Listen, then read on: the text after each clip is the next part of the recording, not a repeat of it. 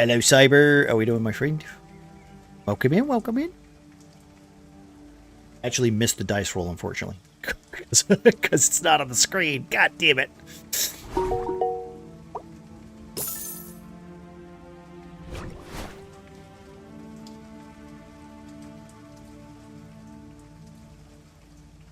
These dice rolls actually have an impact tonight's session, so... Also, today, I should... Technically, they will start in 1 hour, guys, actually, now. Think about it. I'm trying to remember my own rules for my own stream.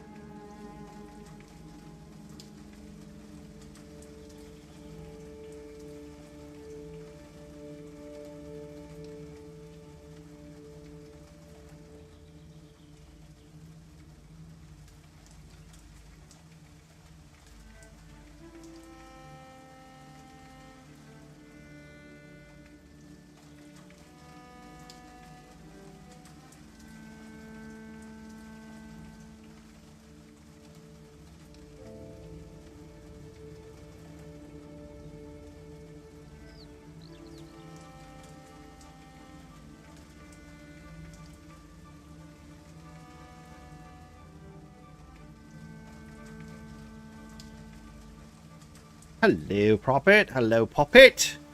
Hello, Prophet. Thank you for the lurks. All right, let's get in with our party members, shall we? Let's pop a bit. Dropped 30 feet from the sky. Hello. Greetings. Oh. Dom, dom, dom. Hello, stream. How you doing? It is I, Oh, well, Tony Blair. it's We're I. currently discussing the options with the dragon, and Bean was just about to say that if it was going to kill us, if it wanted to kill us, we'd already be dead, considering it, like, killed its own little special needs children. Oh, I don't know. I dodged it. It's fine. I dodged it. It's an okay. Yeah, I think last we left off, Grom was on his ass. Yeah, that's Grom was the only one who was with us. Ernie, Godwin. I am. Ernie and Godwin survived. Ernie, Godwin, and Morgan survived. Val was away.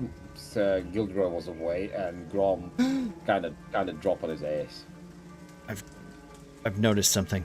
Chad is in position. There we go. It's not prone. No, not knock prone. No. Okay, Prop, just so you know, dice rolls don't really take effect until the game. Just to let you know. Okay, we go. You know what? We can connect it to my shock collar right now. You know what? Fair enough. That was a 3, so that's directly to your balls, Muffin. Oh no! My nuts! Hello, Peg. How are we doing, my friend? So, so we're having a little pre-D&D discussion right now, as we usually start our sessions at 8 o'clock. Today, we're back to the normally scheduled programming, where if you guys have any questions, or if you have any niggling thoughts, feel free to present them. We also have our group here who I think we're still missing Ross. Alpaca will not be joining us tonight. He's still under the weather. But other than that, we're going to have a little bit of a discussion on what these guys might want to do, or where their thought process is right now with their characters. If you have any specific character questions for Grom, Valavray, or Godwin, feel free to throw them out that way, and they can answer them as best as they can. If there's any questions for me specifically, hold off on asking them. I'm about to go in and grab something to eat. Fair. Like I said, you're ready when you're ready. You know, like we started 8, Marcy, but so just the. Well, I know. I'm gonna mute. I'm gonna be right back. No worries. You do you. This is not enforced. This is just extra. Yeah.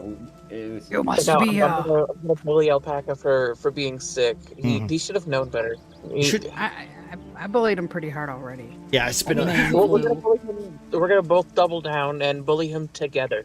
Okay, I like that. I want to say this much: we should forgive Alpaca on a simple rule of that he's a father, and we all know how much of a disease carrier children are. Yes, exactly.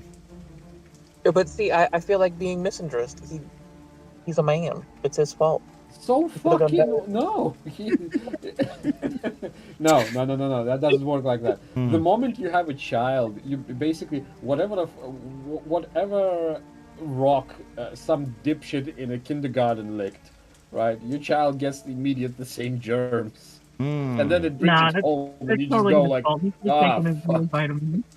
Now I licked that rock.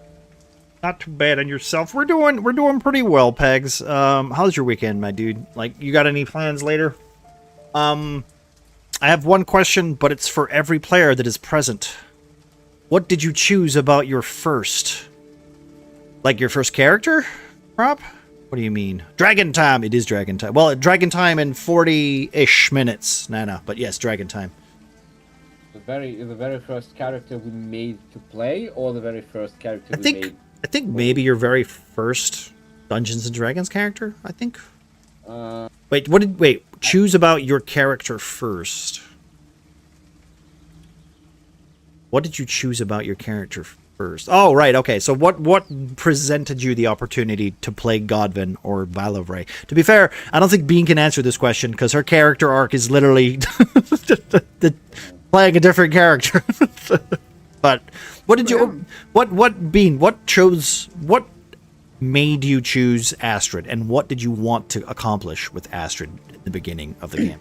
I think there's multiple things, right? Initially, I wanted to be a Tiefling. ranger. I wanted to try to not. Oh. Oh, well, yeah, that was the tiefling. Yeah. Okay, I wanted to be her, and that all fell apart. So I thought, you know what? Instead of going down, I want to try to be like more embrace like the melee aspect. And we came up with a fun story for a dwarf that is trying to make a name, Reinvent reclaim yourself. the name of her disgraced family name. Yeah. Let's see. Update complete launch. So yeah, thought it would be fun to be something opposite of Penny. Which was from campaign 1. So yeah, I mean that's pretty straightforward. What about you, Muffin? What about Godwin as a character? What was the first thing that you? Why did you want to play Godwin? I have a very weird habit of fiddling with the concept first and then applying that concept to already existing systems, right? I wanted to make an undead hunter, and that from that particular concept, first I figured, like, I wanted someone whose whole purpose would be to hunt undead, and from that purpose I kind of went, okay, so who would it make the most sense to be? Then I applied it to a class, obviously, right? So it was a choice between cleric, fighter, ranger, and the paladin. Yeah. So I went with the paladin because it made the most sense, because the paladin is the melee fight. Essentially, he's a fighter with just some clerical vignettes to it. And after that, we went across. As we were talking more and more about the concept, you and me were losing our shit laughing a lot, imagining him just being a fucking Forrest Gump of the Catatonia. So the character was basically threefold. Initially, it was the concept, then it was the class, and then we went with the, I guess, flavor, the flair of the character. Pretty much, I think, right? How it's presented. Yes, and by the end of all that discussion, I've made the document, fleshed out the character. We have a pretty detailed backstory, whatever the I guess the concept is. Well, I think, like, especially as a DM, as Mr. DM man, and I usually say this to pretty much anybody who I want in my games, that I try to make whatever you want real, or at least doable, and not game breaking, because that kind of ruins the fun for other people. You have to balance that too. But if you have a concept for a character, I will try to make that work as best I can, because I want you to have fun with it, right? So usually on when it comes to creating characters, I just need to sit with you for what depends on how, into it you are. Like take Calcons, for instance, where he just wants to create a guy who makes tea, right? And I'm like, that's a very simple idea. How do we make that fit into a world where dragons and monsters exist, right? And you can technically take a really simple concept, right? Really simple concept, and just kind of just build it in and just get these little, maybe his father was a tea merchant or whatever, and then he grew up like being down this whole road. What put him into like a cleric hood, or what put him into feats, and what put him into this class, what put him into that class, and you can kind of do that in a narrative kind of way. And I feel like D&D's pretty good for that kind of thing. Some people are a little bit more stricter with it than I am, but I think it's important that as long as you have that idea, the system is there to like make it real. It's just the DM and the player's job to essentially collaborate to make it fit better. And I think that's what we did with Godwin, right? I think we did, like, he makes sense in this world, especially for like a much darker kind of religion, and much darker kind of knight paladin, because we're used to, especially in my homebrew campaign, we're used to the glowing knighty boys with the the flying wings and the yellow divine light and all that kind of stuff. So seeing another version of that, and giving you a little bit of contrast to what you're supposed to expect, You know, because you think paladins, of course, they hunt undead too, but it's not their sole purpose. It's not their main purpose either. You know, it's more about spreading hope and blah blah blah instead of status quo kind of situation, right? Yeah, no, yeah. We went. I went directly for the. I don't know. I think I was the one who introduced you to Kalimvor as a deity. I was familiar with it. I just not as in depth as I needed. Yeah, yeah. I have this habit of when I like learn of something, if I enjoy it, I go deep on it. That was the same for me with Dragonborn. Fun fact, by the way, you made me pivot very hard from what I knew of the Dragonborn in the first campaign, right? Because separately from me, right, you wrote the Dragonborn in your world the one way that was extremely different from how I knew the Dragonborn. Well, Bean would enjoy this particular tidbit very much, by the way. At some point, Bean was actually genuinely asking Manic, like, what the fuck is wrong with Nox? Why doesn't he like me much? And that stems from a very simple fact that in Manic's campaign, right, Dragonborns and dragons were different things, right? They were not connected whatsoever. But from my understanding and the way I learned of Dragonborns were made as a subservient race to dragons, essentially genetically engineered slaves to dragons. And I was playing Nox for the longest time from that particular perspective. Like the Nox was a complicated character from my perspective because he got himself into a pact with a known dragon as a Dragonborn who hates dragons, but now he had to babysit another dragon. And he was just, Nox was fuming, he was hating every moment of it. And the moment I had that conversation with you, right, the moment we cleared that particular tidbit, I went, fuck, I need to pivot. Like, I need to change my outlook almost immediately. And from that point in time, Nox stopped being an openly antagonistic to Peneneth. Like he started being like a proper friend, I guess, yeah. Proper companion. Well, I feel like also like considering like the way most dragons and Dragonborn are. For me, Dragonborn are just. This comes from a place of I hate tieflings. Okay, I hate them. I hate tieflings. I hate Dragonborn. I genuinely don't understand why people want to play like a fantasy game where they want to play literally a monster. Because it's cool to have a resistance to a particular. Yeah, that's the metagaming part of it, which is It's funny because I can't see why people pay a fantasy game to be a human. Yeah, but I'm not saying human. I'm not saying human. Something else. I'm not saying human. I'm not saying human, right? Because that's literally your stand-in. I'm saying like if you play an elf or if you play a dwarf, like I came from an age where your choices were human, elf, dwarf, and halfling. All right. No. Where elf and dwarf were actually classes, right? Well, yeah. To be fair, hero and in Hero Quest, you played wizard, barbarian, dwarf, and elf, or whatever it was, right? That's what they were, or something like that. Yeah, and elf and dwarf used to be classes in D&D too, up until 3, I think. I didn't know you hated tieflings. I just don't like. I feel like everybody who picks a tiefling is that guy, and I hate that guy. All right, that's. I just hate that guy. Like. By the way, I can explain why play as a human in a fantasy world being from 2 different perspectives.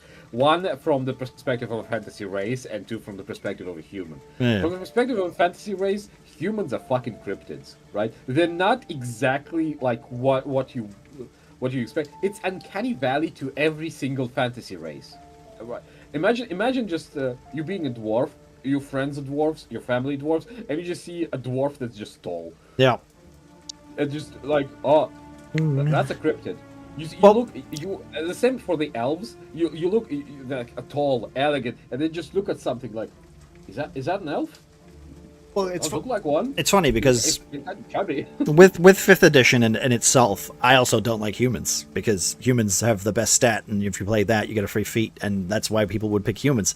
And you're just sitting here going, well, "You motherfucker, you metagaming piece of shit." I'm talking genuinely. at this point, I'm talking narratively, right? Oh yeah, no, Because yeah. Humans are Okay. cryptids in the fantasy world. But if you go from the perspective of a human, it's very fun. It's basically playing an isekai, right? Oh yeah. The Japanese like thing. Like you're a normal dude. You're a dentist or an accountant, and then you just boom, elves, dwarves, gnomes, goblins, fairies, and you're just like a human fighter. That's why I personally So what questions were asked thus far? say that again, but with a less shitty mic. You know what? You know what? I'll just go fuck As a myself. character, How is that? I'm just gonna go and fuck myself. We can all have a great goddamn day. How does that sound? Fucking. God, I hope this Mr. isn't the mic you're Ooh. using for the game, Mars.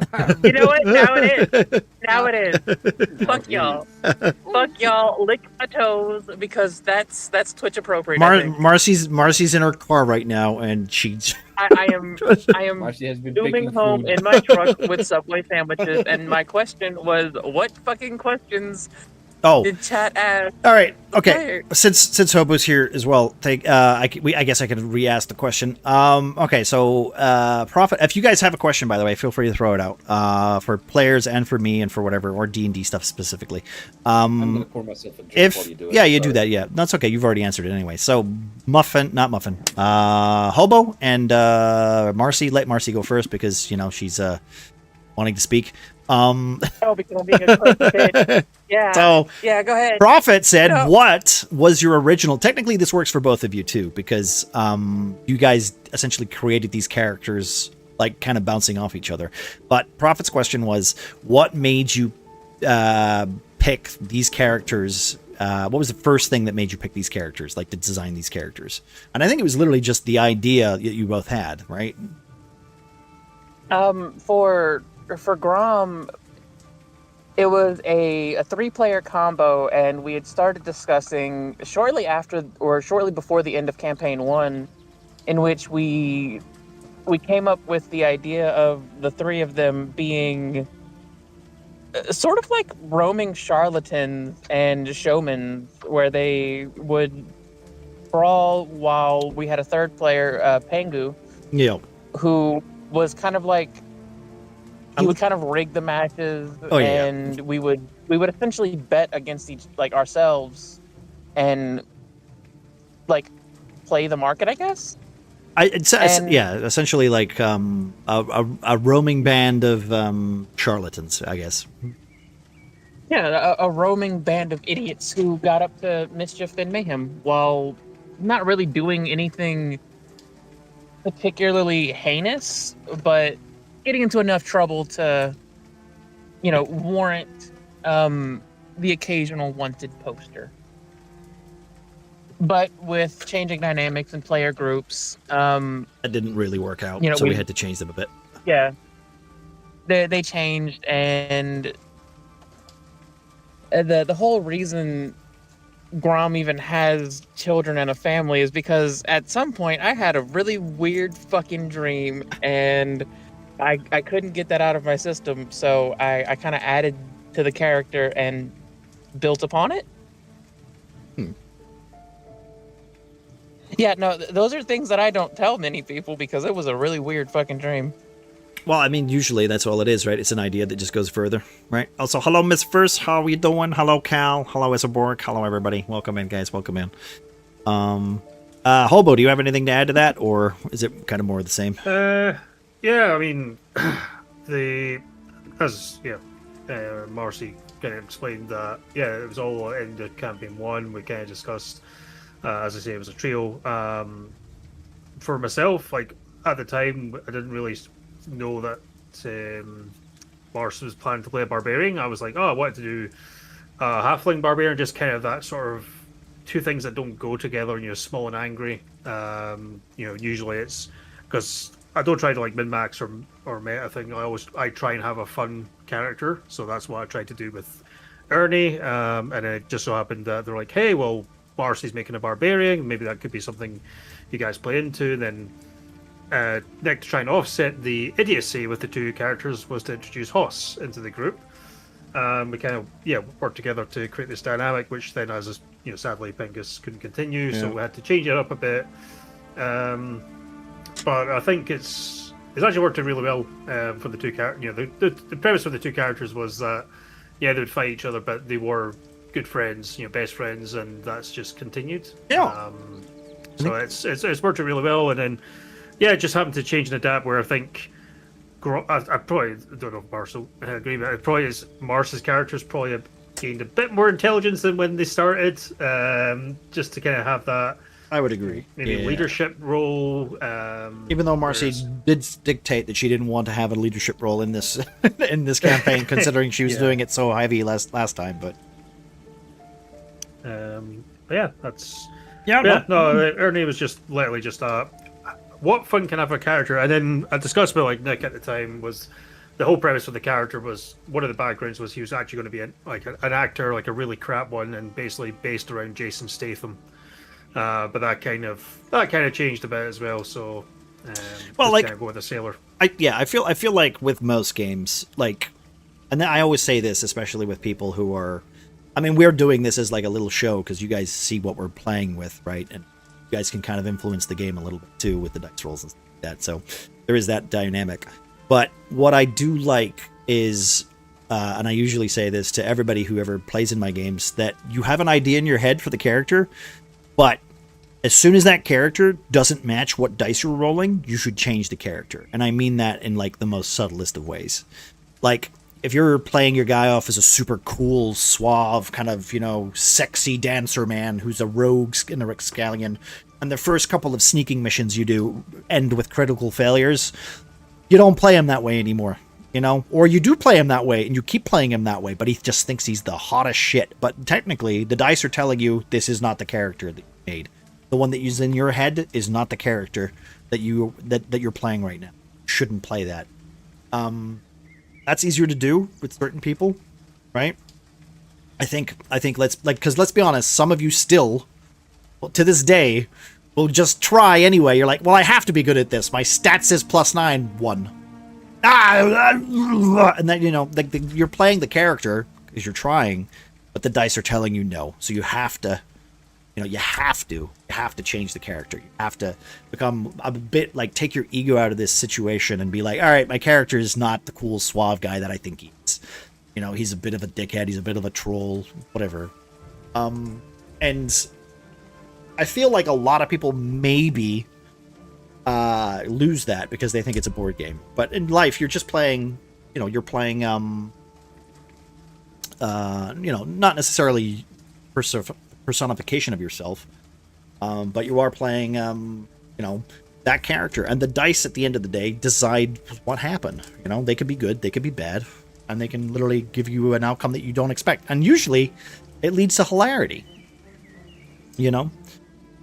I mean, take campaign 1, where, Hobo's character, the monk, is like he's pretty like level-headed, like throughout the whole campaign, pretty level-headed, pretty like kind of Zen master, and then ends up happening to roll a critical hit on the only woman in the campaign, knocks her clean out, and then for the rest of the campaign he becomes a woman beater. It's just like it because he just every time he was fighting a female character, he'd get a critical hit, and it's just like, well, see, that joke just writes itself. And it's not just the campaign; it continued into other games. It's like, right, Ross, like the Dark Souls, like, careful, Ross, that's a woman, don't hit her. It's like, gee, thanks. So, you like, know what? He's playing a ranger, and his favorite enemy is female. Yeah, maybe that's it. That's the end of the campaign where we find out that Hobo is playing a monster hunter. So Bernie's going to start the session by putting the X into Grom's head, because, Yeah, that's fair. I deserve that one. Chris Browning. Oh, that'll be your next character. Go on, just yeah. get another woman. No. Yeah, exactly. Yeah.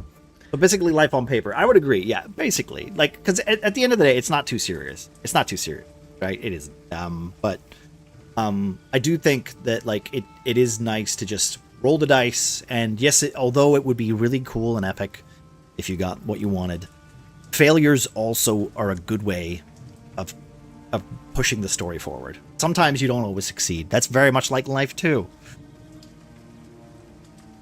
I think we've had this So, discussion, B. Yeah, sorry. Go for it. The comment about Grom and his intellect. I'm not necessarily trying to play him as someone who is like an Smarter. intellectual, but as someone who has like years and wisdom behind Of a wife. him. Look, she's the smart one. He's just the big muscly one. Grom knows that. Like, if she says jump, he's not gonna question. He's just gonna jump. He's a good boy. And to play characters where my magic weapon background. That's also something cool. Like, I've always played into that kind of mentality too.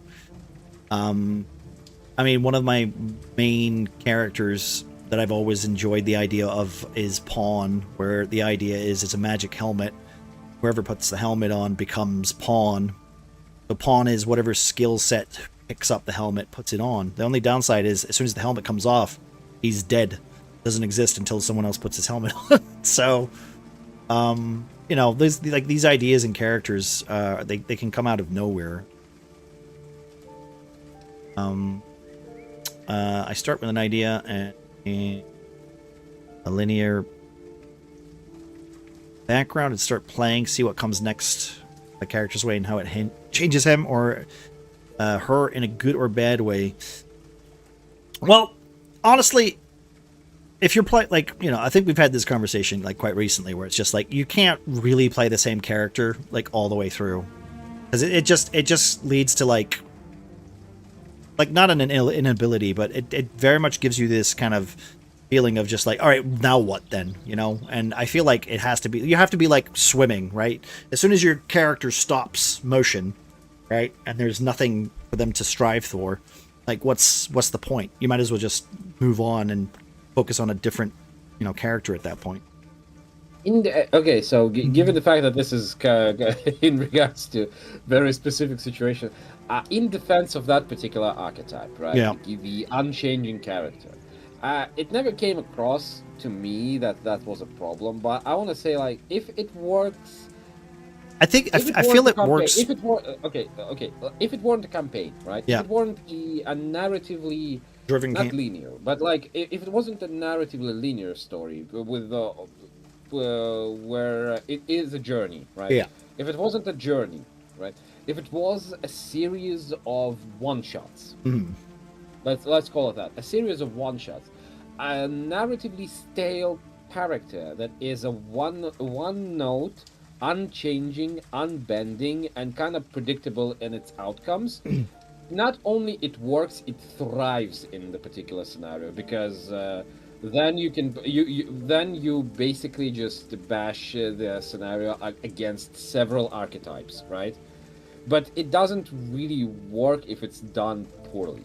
I would say it makes a better NPC. And that's maybe.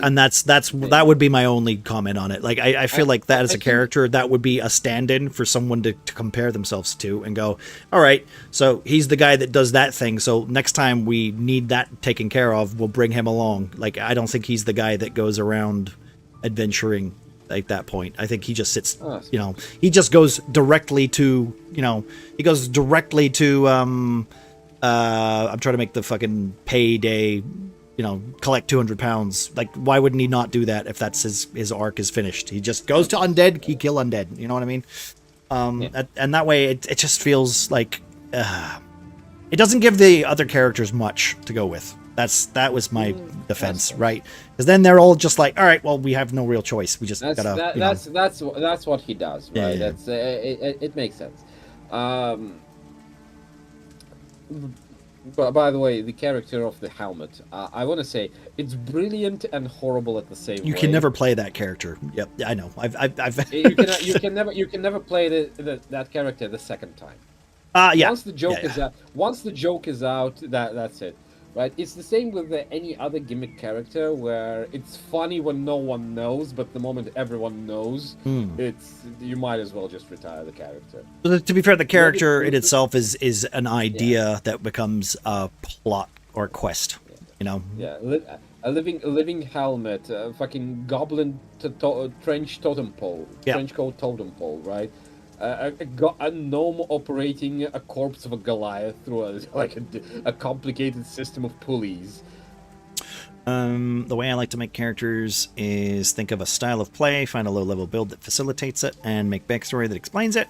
I like to discover my character through play. I honestly, it's a smart bit. Honestly, like if you like, I'm not gonna say that you shouldn't build like meta stuff.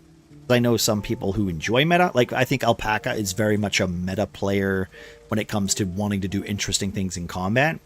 I'm not. I'll never say that he's a bad player, because like it literally is, it's the engine, it's the universe that we're playing in, so learning those rules is very helpful to me because I don't know everything. I don't know the range of a certain spell or whatever, and you know, it's helpful to have somebody like him around.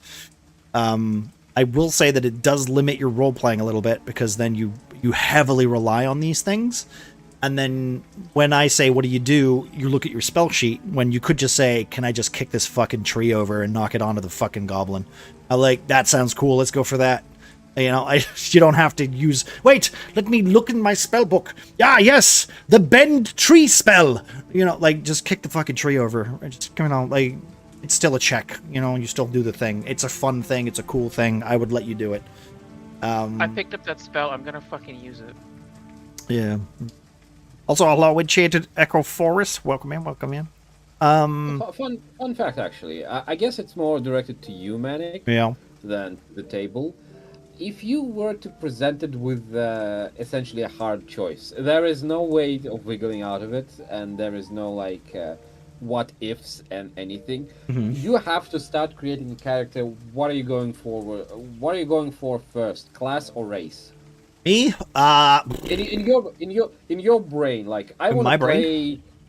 I want to play something, and what's that something is going to be like? For some people, it's a race. For some people, it's a class. Probably. You know, like, someone goes like, I want to play a barbarian, and then they go like dwarf, maybe tiefling, or at the same time, some people go, I want to play an elven sorcerer, right? For example. Okay.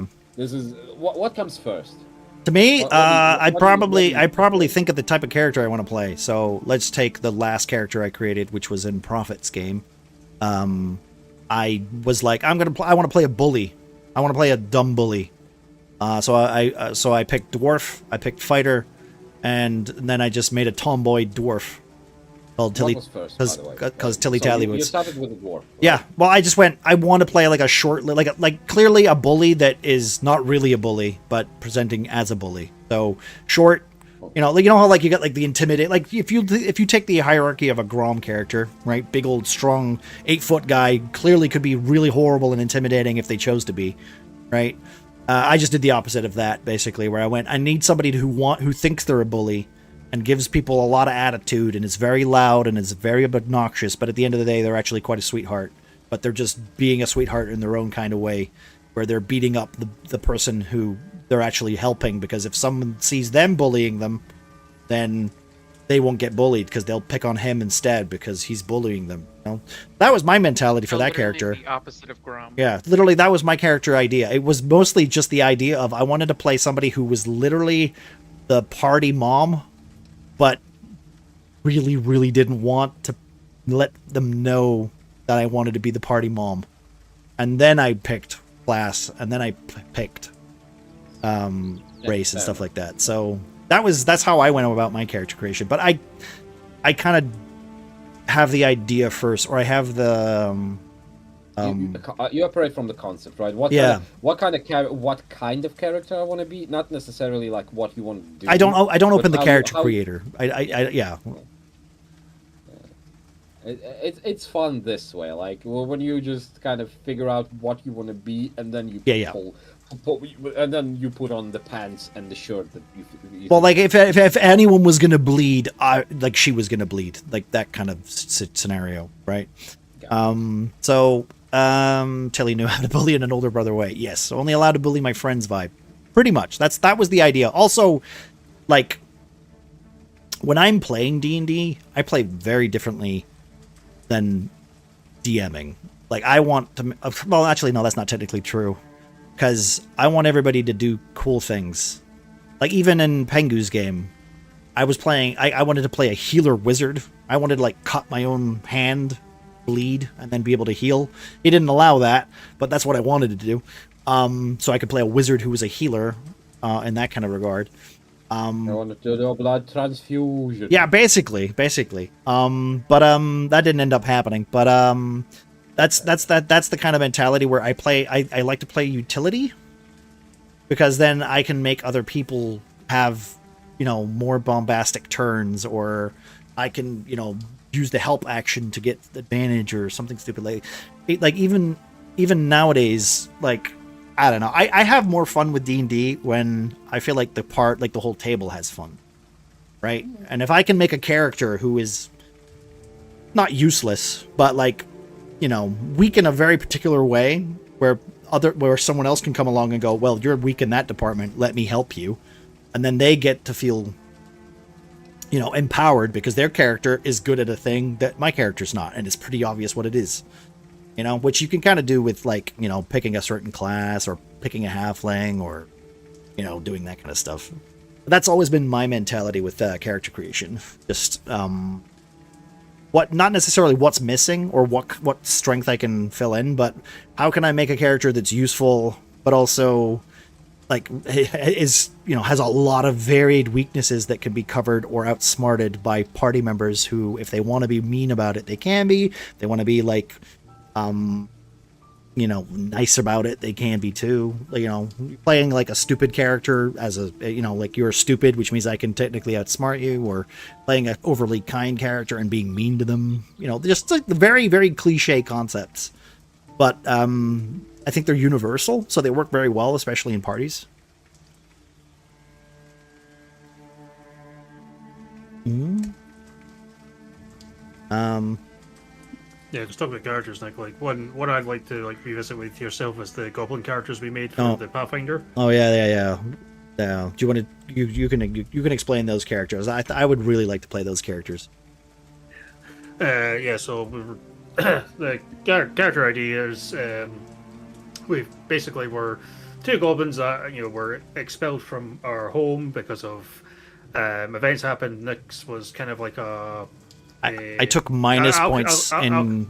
I was an alchemist who took minus points into Constitution. Like, I literally asked the DM if I could have like negative. I wanted like 6 points into Constitution, so I had like negative hit points. Yeah, you did that. And weirdly enough, I played Ernie as like the roller. That type of motherfucker gets like 14 hit points at level 5. Well, the point was, like, we were gonna have a shared hit pool, and I would only die. No. Yeah, I would only die if Hobo's character died.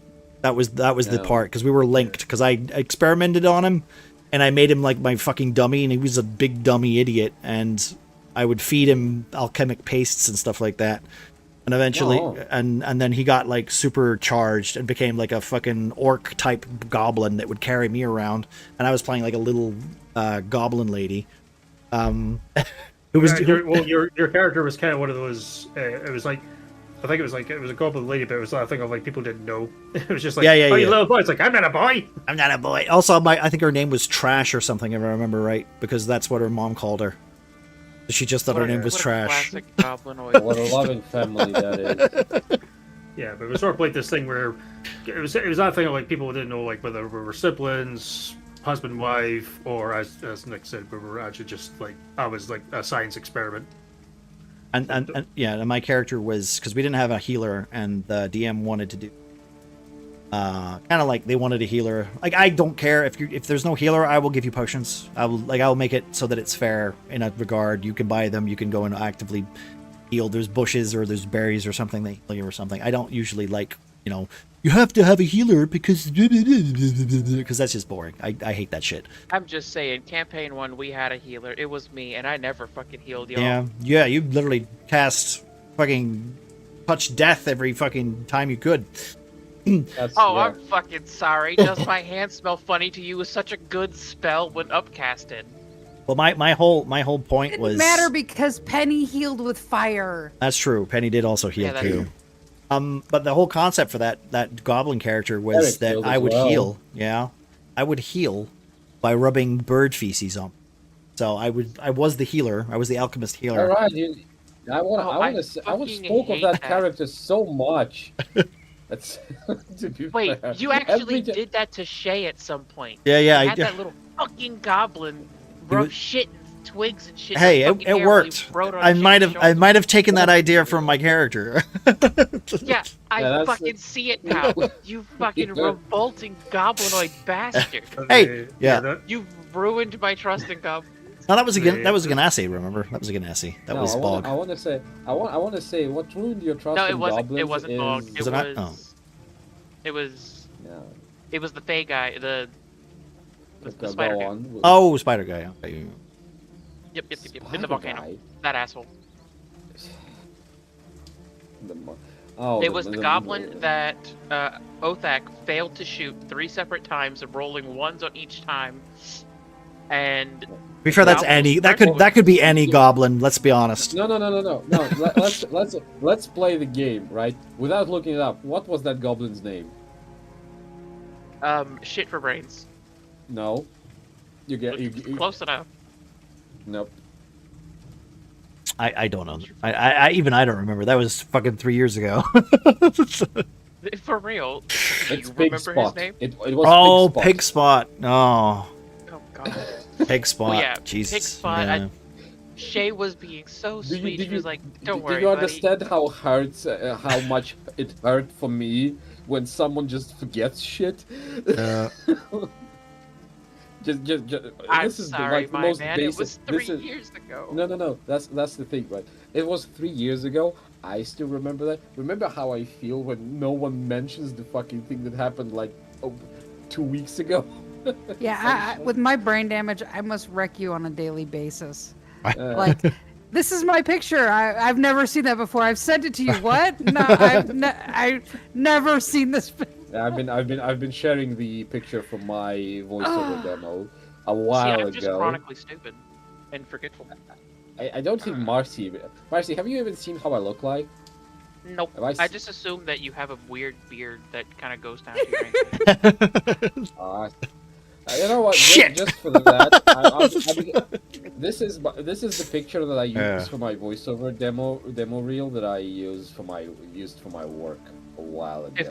If there's not a like wizardly long beard that, like I'm I said, gonna goes tell down to your ya, ankles that you can I use as a get scarf. hobo vibes. Hobo vibes. Yeah. Just to say, I look fucking hot. Don't you even dare.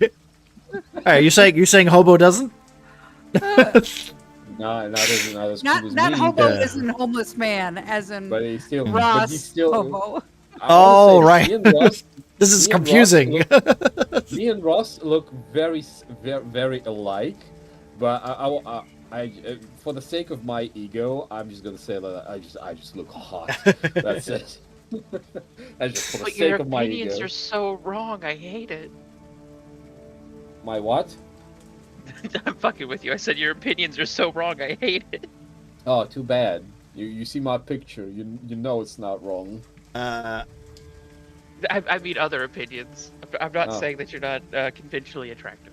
I think a healer yeah. is just a balancing variable for the GM. That's my experience from both sides of the fence. Yeah, but I feel like the problem with that prop is that then someone has to go, well, we don't have a healer, so I have to play. So I hate that rule. That's essentially what I'm getting at, right? Just because a game is about is an RPG essentially doesn't mean you need a healer, a tank, and a let's be honest, tanks don't exist in D. Okay, they don't. Right, they don't, and it's the DM's point of view where you can taunt. Right, you could technically use the taunt action and get the creature's attention, the creature's attention. But let's be honest, anybody could do that. You don't have to be like a rogue could do that. A fucking wizard could do that if they wanted. Like, there's no such thing as a tank. There's no such thing as some classes have a bit more AC or some some are ranged DPS or whatever. But a tank doesn't. I want to say Have like they don't work in the same universal mindset of the common gamer. Do you just mean like fat health bar tank or like? No, I'm meaning like tank, the holy trinity of healer, tank, DPS, like MMO logic. Like you need all of those in order to finish a dungeon. No. That kind of bullshit. Marcy means like what makes a tank for D&D in your opinion that Yeah. cannot exist. High armor class. Well, no, I don't think tanks exist in D&D. That's my point. Like they don't Okay, exist. because I don't really agree with that one because you can literally have like a fucking like totem barbarian who is raging, because if you're a totem barbarian, you get resistance to everything except like psionic once you get a certain level. Yes, but then as the DM, I just kill Ernie anyway because I feel like it. Yeah, may I kind of interject? We have a massive fucking orc barbarian who got folded like a fucking omelet. But my point is, that was magic, and I was fucking robbed. My point is that like mechanically, right? It doesn't work the same way as like an MMO would or an RPG did. Like, but the mindset, of course, the mindset is still there because people are used to playing tank, healer, DPS, which I don't fully agree with. I understand the mechanics of it, but I don't like my boss fights are usually not like tuned for the Trinity. Okay, so I just to make a point, right? I'm not saying that this is now my plan for the future, but imagine the concept of a fighter who uses a fighter healer, essentially, that uses the inaction surge to feed 2 healing potions to people, right? to people during his turn. And then he needs a long rest. And then he needs a long rest to heal 2 people at the same time again. But basically, you can operate as a healer from any class tag. I picked fighter purely because it has no healing skills towards the rest of the party. Yeah. Fighter can like do self heal to an extent, a very small one, but you know it's just an example that you could use. You can make an archetype of a class that's not supposed to be a healer into a healer, and you can probably make it essentially a tank sorcerer or a tank wizard. I would also say that technically it really depends on the DM. It also depends on the game you're playing. It also depends on a lot of things. Like there's a lot of variabilities. To be fair, every TTRPG is very much the same. Of just like it depends what your DM wants. It depends how fun he wants it to be. It depends how realistic he wants it to be. It depends how much challenge he wants to put you through. Like I don't mind putting you on low health, but I know exactly if I put you into a situation where you're going to be all upset and butthurt about it, I know the first thing you're going to be like is, well, now we're being rushed. So I'm like, well, here's some potions. And now you don't feel like you're being rushed, you know? No, and then we're going to feel like, oh no, there's a boss fight happening. Go the other way around. So, you know, you're never going to have like the perfect... This dungeon might have puzzles into it. Dig around it. Yeah. Like I said, everyone's different. Every game's different. But I personally find that like the mechanics of tank, healer, DPS, they don't really work. Especially, but it's not that they don't work. It's that I don't want them to work because I want players to think outside of the box, not just sticking in DPS and tank. Sometimes sometimes the tank can heal. I mean, run over, feed him a potion. Sometimes the DPS can, tank for a bit because the healer needs, the tank needs to maybe take a turn to back out and, do something else, do something different. Because like otherwise, you just like every time a combat happens, you've got tank in the front doing what he does every time, and then eventually like, man, this is boring. Like sometimes it's nice to have a little bit of mix up in D&D. Monica in my life. Right, exactly. All right. Well, I will say we're gonna probably drop into the session in 4 minutes. We are approaching the... So what I will say, unless there's any other questions, dice rolls will now be open, guys. So if you want to roll that, please try to keep it within 10 minutes of each other because if it's too much, I'm going to just take it every 10 minutes for the party buffs. We also have the thingies below for buffs and potions and stuff like that if you want to give some temporary hit points or whatever for this fight with the dragon. No, you guys aren't. I don't even think you guys are going to plan to attack this thing, are you? I guess we'll see. We technically still have a turn from the last session. It's going to be a very simple fuck no. Well, with the lightning and all that stuff, yeah. I feel very unfulfilled, Marcy. You don't know. That's a fucking shame because I'm right in front of its face, and I like having a health bar. Godwin might take a very frustrating kick and dig. Well, if that's the case, Grom is just going to very blatantly point to you and say, "I don't know him." Plus 2 damage. Thank you, Nana. I don't know. Oh, come on, bro. What buried your mother? Come on. That's a very good connection. It kind of is. I have a question. I have a question though. Okay, go for it. Go ahead. No, Go no, ahead. go for it. I had a funny one. No, you I sound was like you gonna had a ask how- legitimate one. I was gonna ask how people choose to approach their character backgrounds. Like, do you choose to opt for, like, the edgy, like, sad fucking rogue who's always brooding in the corner, or Cliches. do you try to avoid the cliches and make something a bit more dynamic? Because you can always start with a cliche and then build upon it. Honestly, like But- I know a lot of people who fear, like, they steer away from cliches. I genuinely like when someone leads into it, because that just leads to, like, you can just change it at any moment, and it's more interesting than, like, you know. But like keeping a cliche, you know, start on a cliche and then build out of it, right? That's I always like that. That's always interesting. Like, I feel like Ross and I did that pretty good with Grom and Ernie, because the cliche was that they're the idiot barbarians.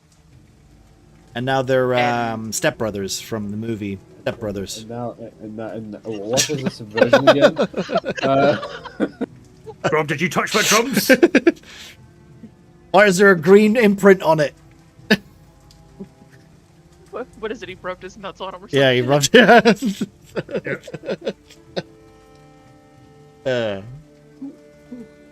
I'm gonna say that. I'm gonna say it right now. Yep. The spiced William Lawson whiskey with spices is AIDS without Coke. Okay, well, maybe you should get some Coke in this next 5 minutes. No, I have it. I have it with Coke, but like when you finish a glass with of a mixed drink, you usually get like the nasty aftertaste at the very bottom of that glass, as if nothing mixed there whatsoever. Campaign, I am a healer light with combat encounter. The only thing I did was do healing. One of the parlayers died. He asked me what I should play. I said, a cleric, please, because we will not survive the next combat. I mean, that's also part of it, Asoboric, that I'm like, I hate that, right? I hate that the encounter is supposed to be so brutal that you have to basically, like, what your DM has basically decided for you is, fuck you, you don't get to play your character. I want you to play a different character because I can't. I'm bad at fucking balancing the encounter. which you know, at the end of the day, like, I feel like just it's just like, just give me the character you want me to play then, dude, because you're not gonna let me play my character, and that's fine. To be fair, it depends on the game. It does. Cthulhu, for example, is notorious for having interchangeable characters. Yeah, but that's a different kind of campaign, though, I would You can die say. at any moment. Yes.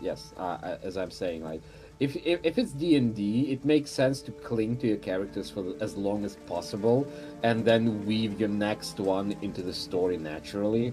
But in Call of Cthulhu, it's just like, oh fuck, the cultist just fucking crit on me, and, you know. Well, like when I only have 5 health, so Yeah. good luck me. when I crit one of you, like, it's always a big deal, and I don't try to, like, shy away from it, right? The only time I've ever been really pissed off is when I've critted Grom and gone, fuck off. What do you mean 6 damage? Like, but that's just barbarians. Alright, Baby. yeah. I just flex the right way. Yeah. Deflect everything because. But I do think from now on we're gonna just do brutal we're gonna do brutal criticals, and that goes for me and you guys. So if it's just full damage on the dice, and then Oh, is that why you rolled 201? On Eh. Look, at least it's not full damage and double dice. No. That That would, kill I think that us. would be a little too silly. Especially, well, you're at that level now where that could kill everybody except for you. So I'd be okay with it. Well, I think Ernie would be all right. He's got a fat health bar. All right. Well, what we'll do is we'll take a 3-minute break, so you guys can get away, drink, do your urinations and whatever, and then we'll come back and we're gonna start the session, guys. So thank you very Probably much. in that particular order. Yeah, you can do whatever you want. Okay, we'll just we're gonna I'm not start in 3 minutes. So, I'm not playing with piss drinkers. well, You have been this entire time. This Wilson, whole you. haha. You think that was Johnny Walker in my glass? No. That was yesterday's apple juice. Okay. That is disgusting. So tonight's session is called. Hide myself. The Dragon Storm over Oakstar. Session 19, I think. Where we will we're gonna pick up from the last encounter. Where our party was in the middle of demolishing some goblins. Grom having destroyed pretty much their force, with Ernie sneaking around very, halfling-like, using his small stature to get surprise on these bandit-like highwaymen goblins. Little did they know that the goblin was there. well, little did they know that the goblins themselves were waiting for somebody.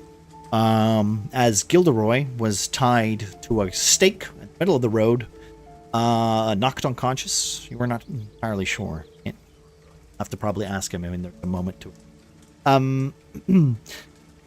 Upon stumbling upon two weird, draconic creatures for the first time in your lives, I feel like, I don't know, they were a little cute, I guess. Most of you seem to think they were cute in regards to almost trying to get some mounts. Unfortunately, though, Saphirax, well, mounts, pets, the same thing. I played too much World of Warcraft. Saphirax had dropping down, murdering his own kind, and basically presenting himself with a fight that I feel like most of you are not in a reasonable state to but I will say, as we are starting the mission, can pop this close. And that's not right. It's fine. Best part about Hero Road. Right, I think you're all on the map, right? Most Ernie, of us, I don't see Grom. Ernie and yeah, Grom is not. Grom's not in Fantasy Ground, so we'll. Yep. Fair enough. A Cornerstone fragment. What is that? A Cornerstone fragment is basically a moment. You pick a character and you can basically get a look into their mind at this exact moment. They could take a break in the story to kind of like give you an internal monologue for a particular character. That's what a Cornerstone. So. We need to launch something. Yeah. Crazy how it was the fucking Fantasy Grounds itself. So Mogren is currently Alpaca's not here, so we're gonna just have him hang about with Gilderoy right now. Gilderoy just fuck off from behind the barricade. He's hiding. He's not. Listen. It's Gilderoy. He's hiding. But he's the bravest man I've ever seen. I mean, yeah, when he's got his army in front of him. Okay, so Zarathax, having dropped from the actual sky above, the lightning crackling, thunder kind of echoing all of you as you stand. Grom, not in the game, so I don't actually know where he's standing right now. He was standing. he was slightly to the northeast of the rock formation. The goblins pushed away at least 5 feet upon the impact. So you see this towards the rocks. Yeah, you see this large bluish hued dragon, scales kind of flexing as the lightning charge mist of the cloud that it descended through kind of vibrates. You see like almost flares of purple and indigo kind of just brushing off of him, kind of like almost a second skin as it kind of fades from him, and you see this blue hue just vibrate around the eyes of this large draconic nose and the teeth shining through. Give me... You know what, Grom, you're close. You know what? Actually, no. Give me an investigation check, please, Bean. Bean? Yep. Bean? Grom, you're I'm gonna say you getting smacked doesn't let you roll.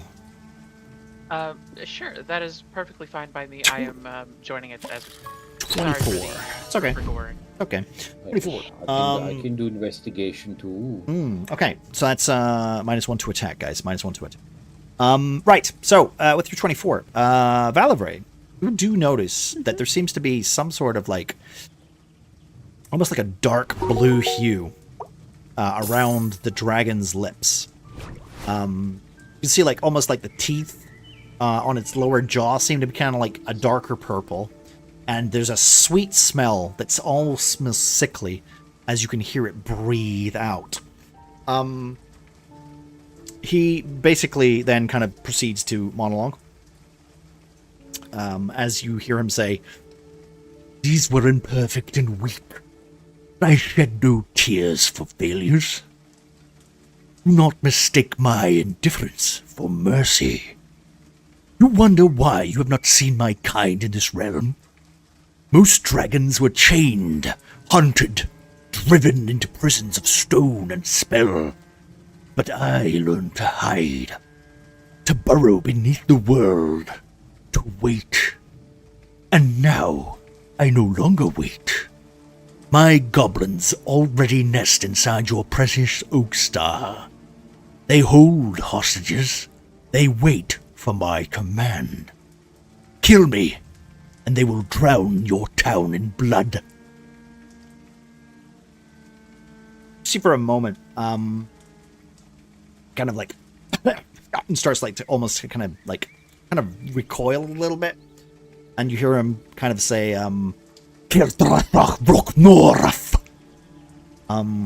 which unfortunately, the only person who speaks Draconic is Alpaca, so none of you know what that means.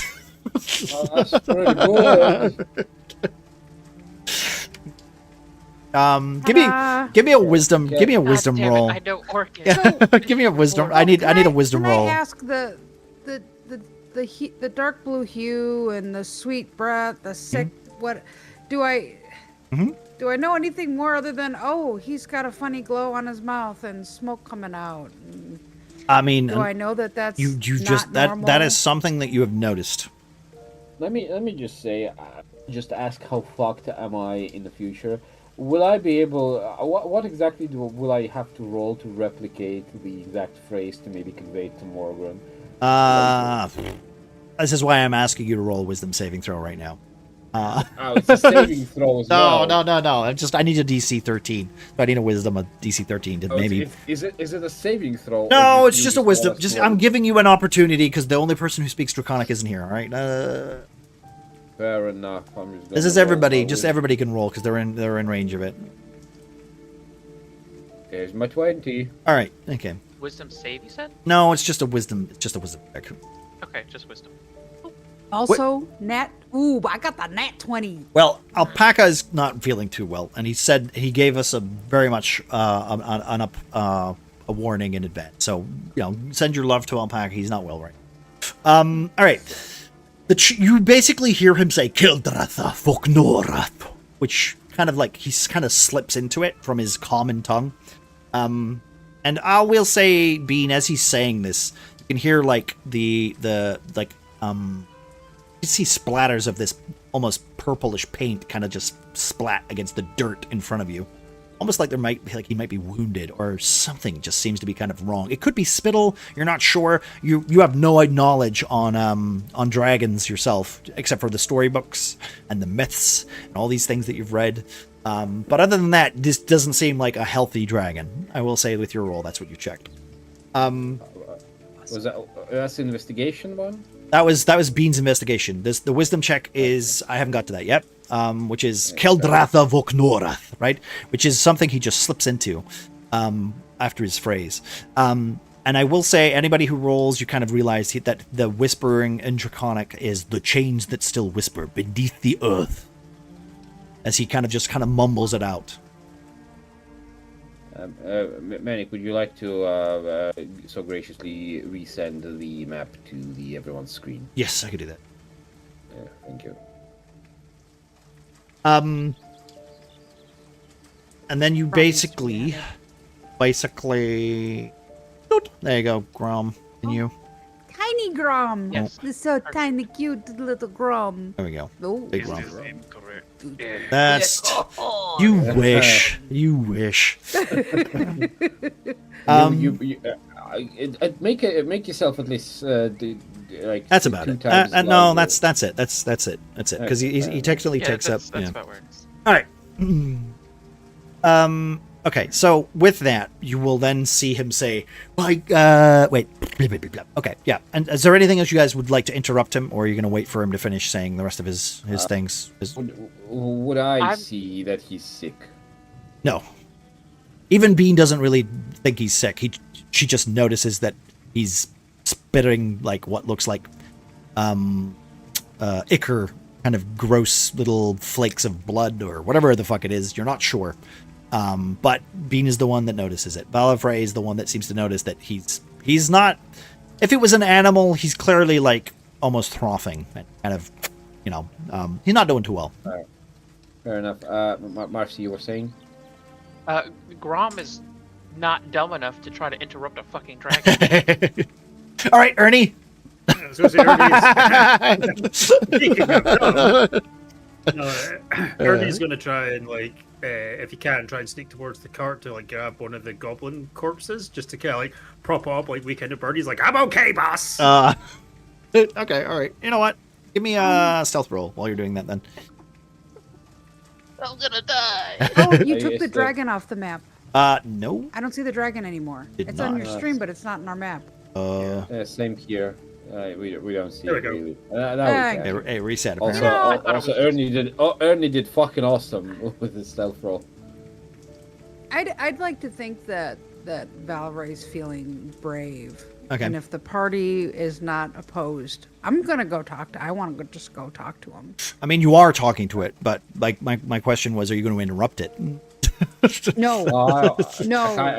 I wanted to interrupt him just to say Wait, the last time you interrupted a big bad guy, Grom got folded in half. Just saying.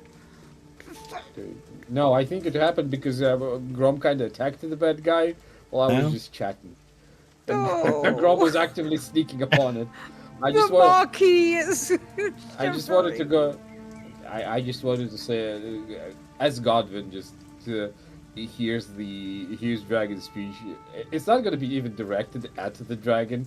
He will just vocalize mostly to himself and to everyone.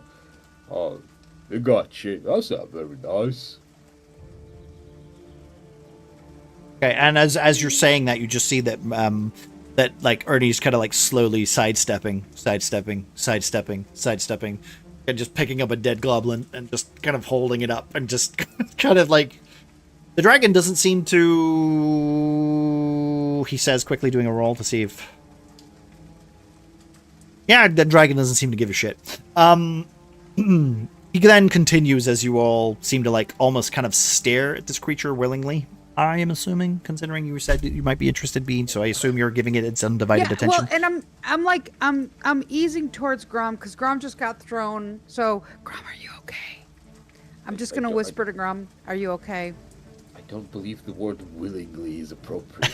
I'm trying not to get fucked up right now, so I think I'm just gonna get back to my feet real slow, Lord, and hope it doesn't fucking eat me, I guess.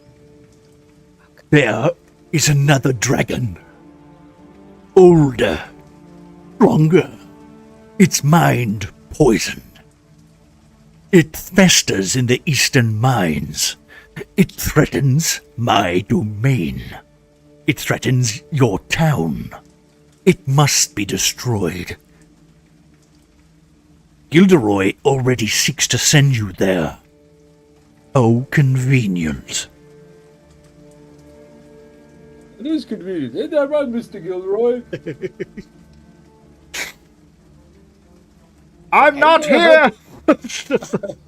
Are we going to help this dragon? Oh man, I wish Pyrian was here. You can see, you know what? I will say you do see that the Gilderoy is kind of just standing perfectly still, kind of staring in awe. So I must question you, sir. Ask a question if I might. Oh, great! Blazing and underscore powerful frames just followed. Sir, dragon. You mentioned this other dragon, older, stronger, threatens this town. I'm confused. If you could, the purpose of the goblins that you say are about to attack the town that are under your control. I feel like I'm missing something that I would love for you to enlighten my feeble mind to, so that we may be able to assist you in your request. I will say, as you give me another wisdom check, please. As you see this creature kind of like almost try to hold back, it's like its chest kind of like fills slightly. You can almost hear like a hissing noise as it kind of like tries to hold back a cough. All right, with 50. I have a dumb fucking thing to say, but I don't want to. You hear the dragon kind of then mutter under its breath, "Bulgora Morthkva," which translates to "the sickness wakes what should sleep." As you hear this draconic like phrase, almost kind of like vibrating in the side of your brain, you hear the draconic tongue kind of lap and spit more of this ichor across the ground. The purple almost becoming a little bit more vibrant as it becomes more fresh on its tongue. It then reaches its big paw and just kind of like rubs at its lower jaw. As you can tell, I suffer sickness. I am not at my full strength, but it would not take much to destroy you. Kind of glances over, staring at Gilderoy. Can't see Ernie at the moment. And then glances back to pretty much kind of like just scanning from all of you. Darling, can we assist in your healing? Is this what this other dragon, is this causing you this illness? You do see him kind of just like take both of his claws, just kind of like knocking them like 5 foot right in front of you. You can feel the whole earth kind of shake as he says, "Why else would I be talking to you?"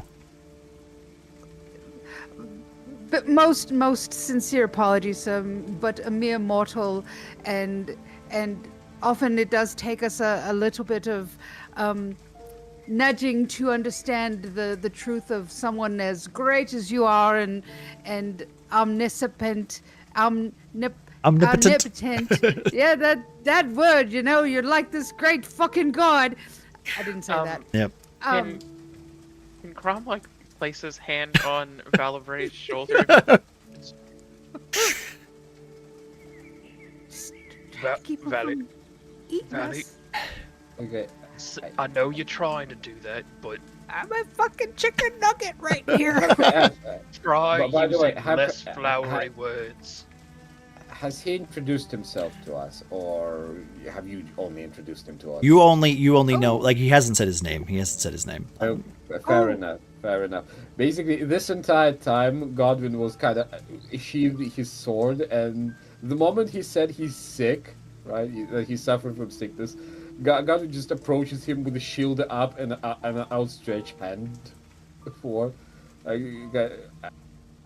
to a certain like threshold, where it's obvious that the moment he enters that particular range, it would be basically fighting time. Mm-hmm. He will kind of like knock on his shield to attract the dragon's attention and go, "I'm sorry, Mr. Dragon. You said you're sick. May I attempt to heal you?" Grom is gonna step to the other side of that. Just give me a second. I have to roll an attack wound. Oh no! I'm going to space, guys.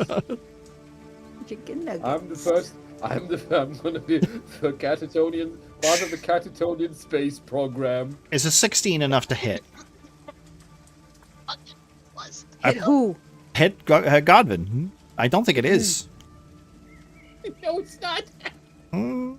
It's 19. So he leans forward and just brings down his claw right in front of you, right? Just right? Kind of like, yet again, just you're splattered with whatever left ichor hits like you from the ground, and the mud from the rain pouring down around you. Your shield covered in mud and dirt and rocks and gravel, as he just kind of like snorts at you, going, Get away, Paladin. Your magic cannot fix me. If it were so simple, I would kill all but the holy men.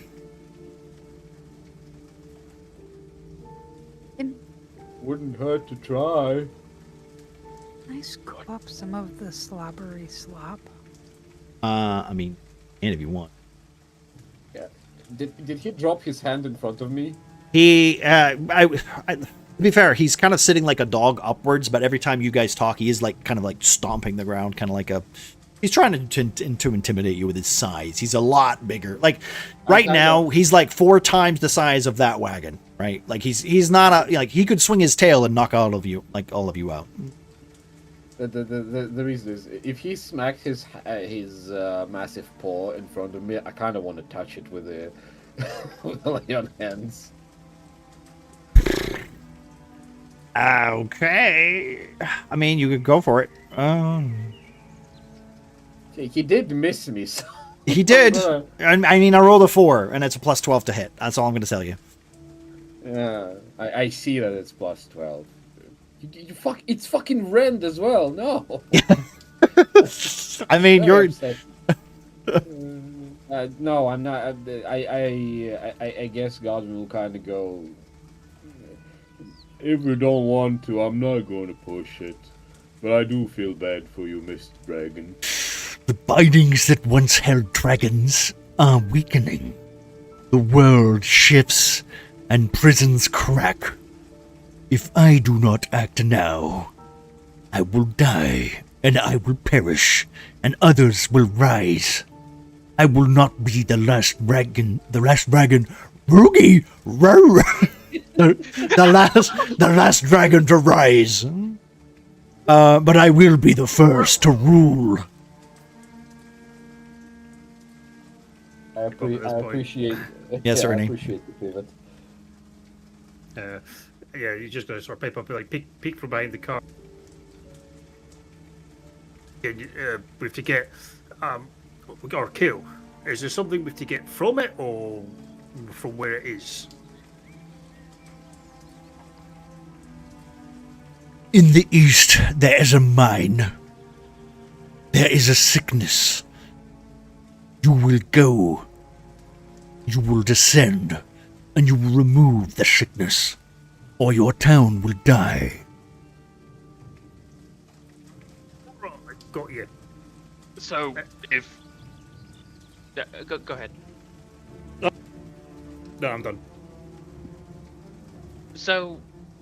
Oh, goddammit, I fucked up the voice now. Ruh-roh. So, if we accept this and go and assist you, we need your word that you're not going to use your goblins to attack anywhere. My goblins are but a talon from my body. They will do as I ask.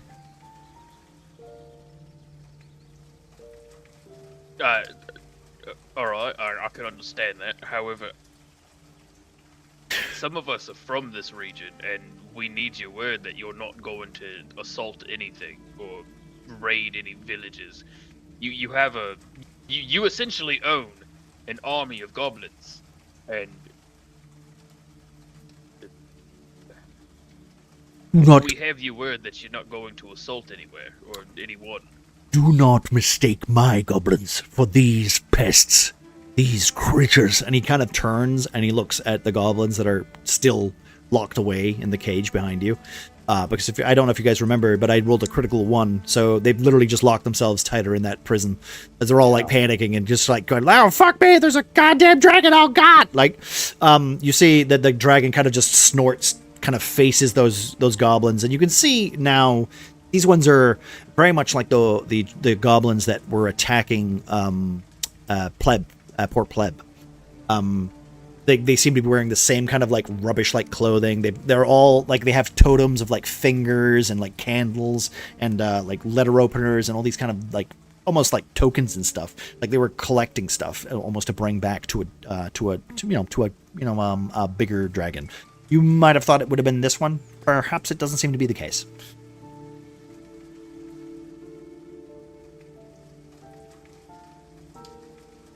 All right, so your goblins are distinctly different from the rest. Is there some way that we can tell them apart, perhaps? I do not care. Kill whatever goblin comes your way. If they are in your way, destroy them! And you can hear his like just. I want every single one of you who's in front of it to roll a Constitution saving throw. It's not very safe. Ew, That's not very helpful, sir.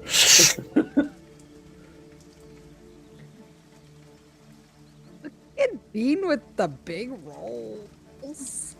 You have bless? Is that bless? You guys getting bless? Yeah, it's still Morgren's It's still okay. Oh, Fair yeah, enough. okay. We're allow it. All right. Okay. The only one who technically failed was Ernie, but you were hiding behind a goblin. So what I will say, Ernie, since technically narratively you are hiding behind a goblin, you get like a big old wave of like purple pus that just sprays from its mouth. Kind of like a visceral, like, you know when someone talks too much and like they spit? Kind of like that, except for this purple goo kind of like clings to the goblin, and as it slaps and like lathers across this dead, decaying face, you can kind of then start to see it seep into the creature, and then almost like you can feel it kind of bringing itself like back to life, just for like a couple of seconds, and then it kind of just like volatile, like kind of just stops shaking, and then kind of goes inert again, as if perhaps the sickness is parasitic in nature.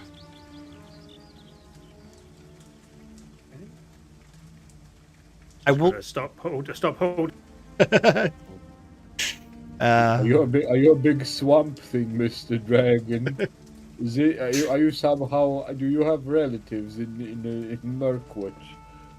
These dragons, some are more dangerous than others. If you can kill the one hiding in the mine, I will honor our deal. That's not a very good deal, by the way. I will let you Okay, so live. Yeah, so out of that's what I character, was saying. so out of character, our deal is that we go and kill a dragon, and he maybe And then that's maybe it. doesn't No, fuck we us go, up. we go kill a dragon, and nothing happens. That's as good a deal as we can get. Hey, it's up to you if you want to try to negotiate. This is part of the story. Like this is up to you guys. Like if you want to have like a 5-minute chat to try and negotiate something, go for it. Sure, okay. I would like to roll persuasion. Yeah, but I need you to to be. What are you trying to persuade? What are you trying to get? Do you want to lift? Do you want him to take you there? No, Mr. Dragon, would you join my order in our endless fight against the unclean? Oh god damn it! I'm proselytizing Can towards the dragon. can I roll to attack again? No. I don't know exactly, out of character, what exactly do we want? Like, we were going there anyway. What exactly can we bargain out of the guy? Maybe see if it knows of any weapons or things that we could use to kill the dragon. Oh, there you go. Well, and do we have to bring something back to cure him? I mean, is it just it dies and he's suddenly cured? I mean, that doesn't make sense. That was a question that Ross had asked, and I don't believe that the dragon really answered. Would he answer? And It did. It sort of said go in there, kill the dragon that's in there, and it'll lift the disease. So I'm assuming this other dragon's taken this dragon's lair, and it's poisoned it, which is what's killing this dragon. That's a good question. In character, like, Godwin would probably ask it, are we the first one you're sending there?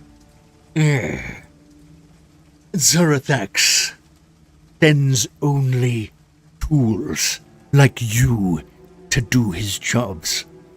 Witches, my goblins were useless. I must try another tactic. did he say tools or fools?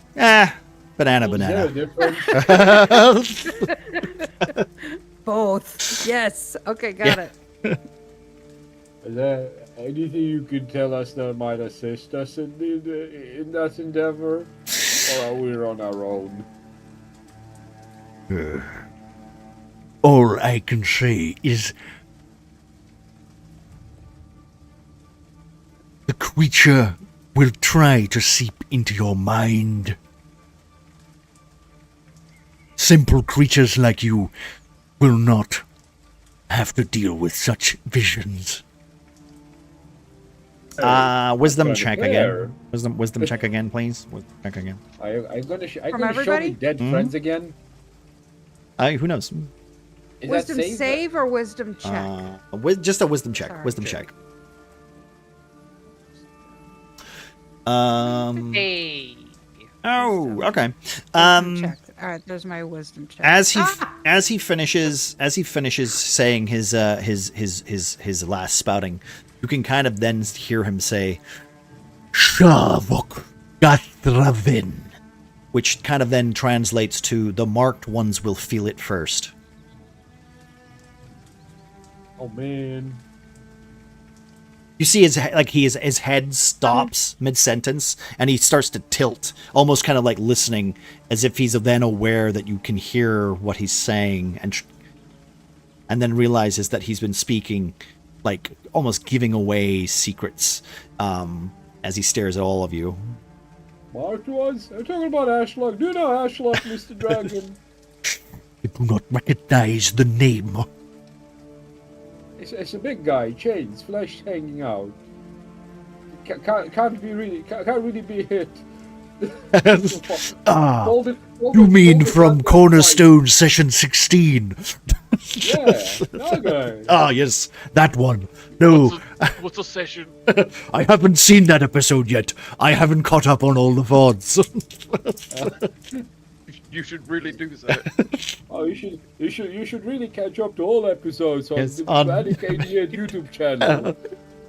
That's a bad plug. Grom's I gonna don't- grab a brick and some mortar and repair the fourth wall here for a second. Okay, thank you. Thanks. That's a present. That's as No natural problem. as we Got can us. segue into that. Yeah, yep. Yes, Go ahead. Bean. Go ahead, Bean. No, I want to ask the dragon questions. Go for it. Like Same. I will also say, if you guys want to have like a 5-minute, like, you know, meta conversation about what kind of questions you want to ask, you're not over talking on it, or for Sure. everybody, go for it. I'm more than happy for that. That sounds great. So Grom wanted to ask, trying to get at like what kind of dragon Yes, he's sending us same. to go and fight up against. Exactly. Because all That's he has given us is that it is much older, much stronger, and in Grom's mind, that means it's bigger and he doesn't know much about dragons. Okay. He's maybe heard like ancient legends, but I would say that you kind of know colored dragons, but you don't necessarily know what that means. I will also say that everybody knows colored dragons, you know, metal dragons, all these kind of dragons.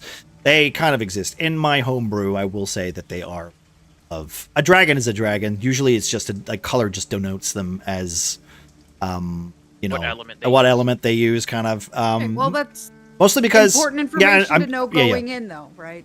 I will also say, like, considering the way Dragonborn are in this world, they're basically NATO, right? So they basically have, like, a terrorist watch list. And they go, this dragon's bad, we gotta keep him there. We got this guy, this one's trapped in another realm, we gotta keep him there. Since none of you are Dragonborn, and none of you are really from that area, dragons don't really set foot in the Empire, right? So, this one in particular is probably the first one that you've ever seen. I will say, color-wise, well, this one's clearly big old thunder and lightning. As you kind of like ask this, as you ask this question, I guess, what kind of dragon? I want his name and his color, and yeah, Okay. I want his name too. Okay. Is there anything else you guys want to like focus on before I start just giving you some information here? Are we on a timer? No time. No, this is just a meta conversation. No, Oh, right, to the dragon. Question Oh, to okay, the okay, dragon. yeah. Are we on a timer? I basically wanted to kind of reiterate what we already know, and from his point, from the with the information we gauged from the dragon, the dragon itself is sick, and the corruption spread through unknown means from the mine at the fault of another dragon, eastern mine, so to speak.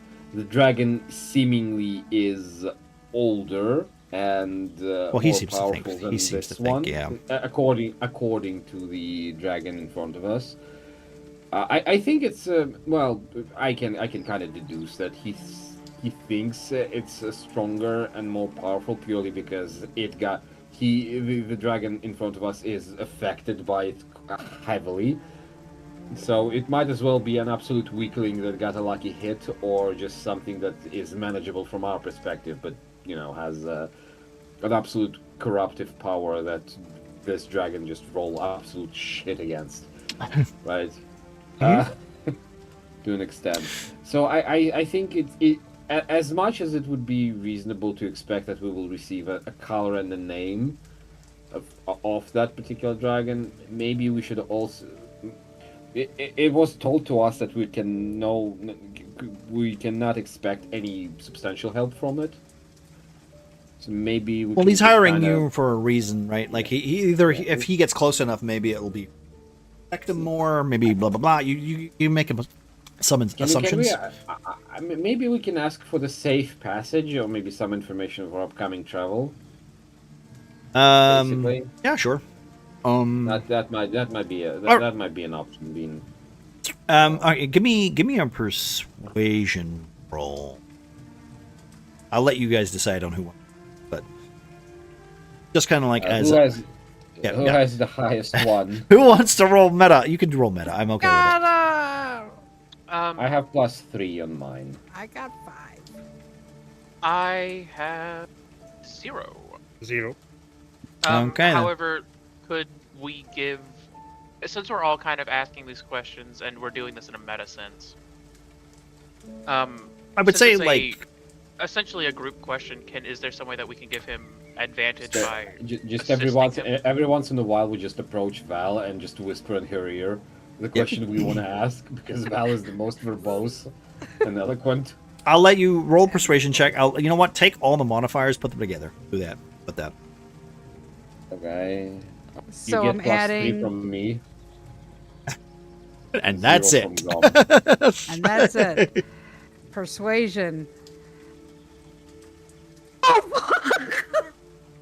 He's like whole time. Can I get an advantage? You got also my shit luck. So enjoy. Yeah. that. Oh, God. I did specify that Grom was trying to help. That's no. You either get the modifier or you get advantage. All right. I decided modifier. You basically kind of like you lean up and you start just kind of like almost like asking. Pull out my notebook. Yes, that I have my like the notebook most out. obnoxious way to like ask as many questions as possible to like someone who's just wanting to get out of the fucking way. Darling, I'm going to need this dragon's name, the color of the dragon, what its properties are. Are we on a timer? And of course, what is the best way to get in there? The path. In with that the least moment, amount of you traps. see this. You see the tail of this dragon just swish, Runs away. crushing all of the goblins behind you, right behind them, right? Like as a way to shut you up. He just kills all of them. His tail just smashes down, and you just see like pulp and bits of bone and freckles and teeth and what like everything, bits of skin, all that kind of stuff, right? And then he kind of just glances down, snorting in your direction again, and he says, Wormhole, the hollow maw, the poisoned mine dragon. You will descend the mine, will kill the creature. Wormhole. Is this giving vibes of the Marquis guy? what do you mean? What sense? I did ask about. Yeah, he doesn't know what that is. Like he gave no Oh, that was information on that. that was the Marquis guy. Yeah. The worm Well- was okay. Okay, so The Dune worm was. so Yeah. you specifically asked him about Ashlock. We Yes. did not ask him if he had information or knew about the Marquis. Those are two distinct, different things. True. However, he's You know already about pretty the pissed. monkey, Mr. Dragon? Oh, My sorry. friend Ernie got stabbed with one. I know nothing of your petty artifacts. Well, he said the marked ones will feel it first, and we know of being marked. So... Anyway, Mr. Dragon, we were going to that particular mine anyway, so we're probably going to kill that guy. You don't worry about nothing. Gilderoy kind of leans in slightly, going, "You should probably be very careful." Mr. Gilderoy promises you he will kill the dragon too. Isn't, like, in these quests, isn't there generally like, here, I charge you with this, take this with you to guide your journey? No, that's only in fairy tales, Val. You can hear it almost like a loud. Give me a sec. The sound effect. You can hear a loud, sudden storm of thunder as his wings start to envelop, and he just like almost kind of blows you all away slightly, just kind of stretching his wingspan. Guess not. You can kind of then see he's losing his patience, going, You have 24 hours, or Oakstar, I will burn to the ground myself. All right, hold on, look. Mr. Dragon, you don't even burn things, you throw lightning. God damn it, Godwin, shut the fuck up. "Can you just do a rend attack again on Godwin?" Okay.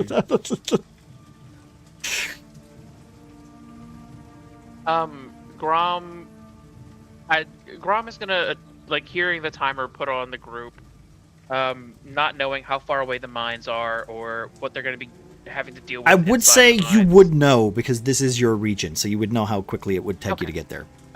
It's actually quite close. Like I said, you were on your way here in the first place. You were going to drop by your own towns, and then unfortunately the goblin skirmishes were literally leading you to slow your journey. A journey that would take usually 2 days has taken about a week, just because of the influx of the road and the Empire not being this far out where they usually are. So, Yeah. And about how far away would Grom estimate that mine to be? for purposes, maybe like 4 hours. Take 4 hours.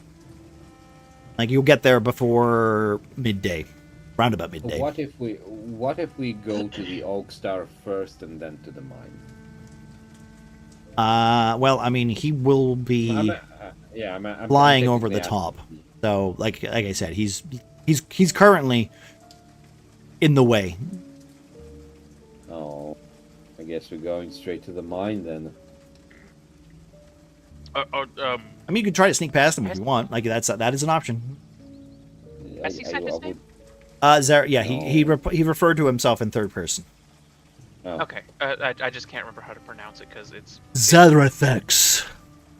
Xerox, All right, Mr. like a Zelrathex. printer.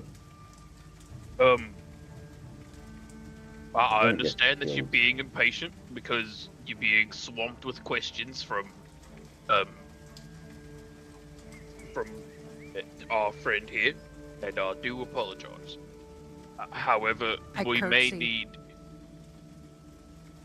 need a bit more than 24 hours to go through and do what you've asked of us, which you're leaving us with very little choice here, so we will endeavor to do so.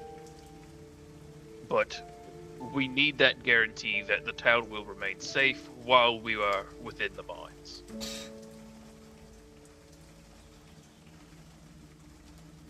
He kind of then gives you a quick once-over. Then staring down at the curtsying /gnome, snorts. 24 to the next sunset.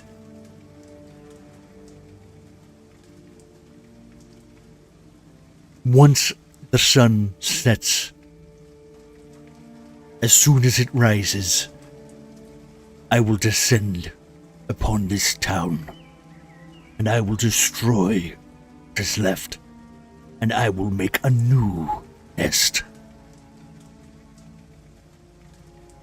May I roll really quick, may I roll persuasion to just ask him, can you at least help us get there quicker? Disadvantage.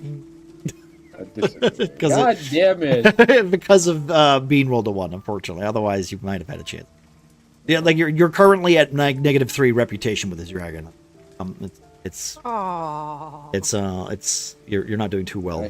It's a 7. To be fair, it is a dragon, and it is not necessarily neutral. I'm not saying carry out some stuff. I'm just saying, can you help us get there? Like, As you know what, like he will, like you see him kind of like arch up and kind of like stand on his top legs, his wings kind of like contracting a little bit, and as you see him do that, then the sun start to come through the clouds, and the clouds start to kind of fade slightly, as if he's almost controlling the amount of heavy pouring rain that is now submerging your in the path. You have until the sun rises tomorrow. Is that when you die? No, that's even less than we had before. I'm sorry. Yeah. Thanks. I'll shut up now, Mr. Dragon. I'm sorry. I made an assumption. My bad. We probably should go. But Mr. Gilder, he quickly, as you see him, he just turns without even saying goodbye to you. He just starts to fly, like straight out towards Oakstar. And in that moment, I will say that you are all staring, watching this blue, huge dragon just get smaller, smaller, and then you just start seeing him kind of like fly around. And Ernie, considering this is where you're from, you know exactly the direction he's heading in and how easy it would be for him to just destroy your hometown without you being able to get there at that moment. Literally be hours behind. Yeah, just eyes wide, panicking, and Ernie's just like, appears from behind the car, and it's just like, what we're waiting for, let's fucking go! And just is off at like a dash. How big is Oakstar? Well, it's technically, how would you put it? It's like a bunch of compared to a village. Oakstar is a bunch of little villages like that are all under kind of like the Oakstar, which is think of it as a region. So, for instance, technically Grom is from Oakstar, and technically Godwin is also from Oakstar, but they're from different villages of Oakstar, which is the county basically. Oh, right. So Val wants to point out that the way I see it, darlings, we really have two choices, right? We go do his quest and go for the dragon in the mines, of which we know nothing about, or we could also evacuate Oakstar, and he's dying. So he seemed desperate. I don't know how close he is to dying, but if we do nothing, will he not just die? And if we can so I just see it as we have two options. We do his task, or we evacuate Oakstar. Ernie pipes up at this point, and he says, he did see his goblins had Oakstar surrounded and people captured, so it sounds like they've already got. True that. Yes, you are correct. His That stomping frightened me. even if we do manage to free the people of Oakstar, if he's flying above and sees people evacuating, he might just breathe lightning down on us and say, fuck it. So... I will also say, technically, he did say that, I mean, and you can kind of imply this, that the mine itself was, well, he was affected by it, personally. Maybe if you got closer, maybe we'd find out more. You don't know if the infection itself, and I did make you roll a Constitution saving throw, and you did see what happened to that goblin. So I'm just saying that there is a little bit of, that is also a bad thing, even if we did ignore this. it could come back to bite you in the ass later. Godwin will kind of approach Morgan and Gilderoy. This is my way of postponing the thing. I'm gonna hand over to Morgan like both packs of caltrops that I carry, and say like, "Oh, Mr. Gilderoy might need assistance. It's not safe in Oakstar, and it's not safe in the mine. Can you keep him safe here?" He does kind of then lean in, kind of almost, and just kind of be like, you see Gilderoy for a second and just go, "By gods, that was a real dragon. Not a tail. Not a carving in a ruin, but a living, breathing dragon." No, I'm most certain he had a tail, Mr. Gilderoy. Someone else come over here and talk to me. You know what? I've actually got some fucking questions for you anyway. You can hear him say, like, "They took my men, every last one of them. They've dragged them off towards Oakstar. They seem to be keeping me as some sort of bargaining chip. I thought How much of what he said did you already know? Well, listen, I'm a coin lord of Trino.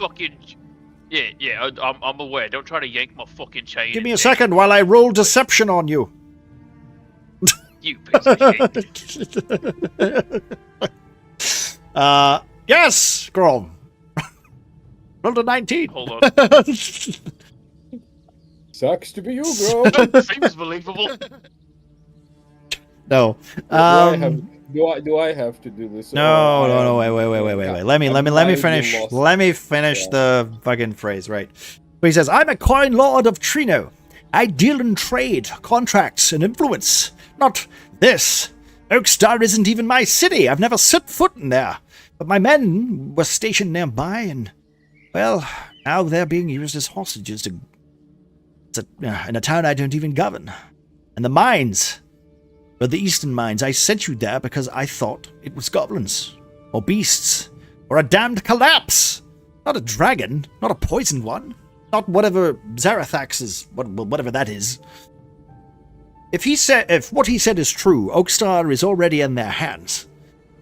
Hostages, traps, God knows what else. I'm so sorry, Ernie." Kind of see him kind of like get down and just kind of almost like bow his head. He's sincerely sorry. Whether you believe that or not, it's up to you. He then says, "God knows what else, and that creature, Zarathax, he's not right in the head. You heard it, the way his voice crackled, the way he spoke of his brood. Something does seem to be wrong with him, Malafray. I think you might be onto something. But you saved me, and I appreciate that, but we must save Oakstar no matter what. We have to do something fast." You don't sound like Mr. Gilderoy at this point. You then like as you approach him and you basically say you've got some words to talk to him, he kind of looks at you straight in the eye and goes, "You want the truth? Fine. I think you've earned that much. Do you think the title of Coin Lord of Trino was earned with clean hands? It's won by knowing who to pay, who to threaten, and who to pretend doesn't exist. I've never lied to you. I've always told you that I earn my money through talking, through earning, through putting pressure points where I can. And you know that. Speaking from Grom and Ernie, you both are, well, you're blackguards in comparison to the rest of your party. Don't pretend that you're noble heroes.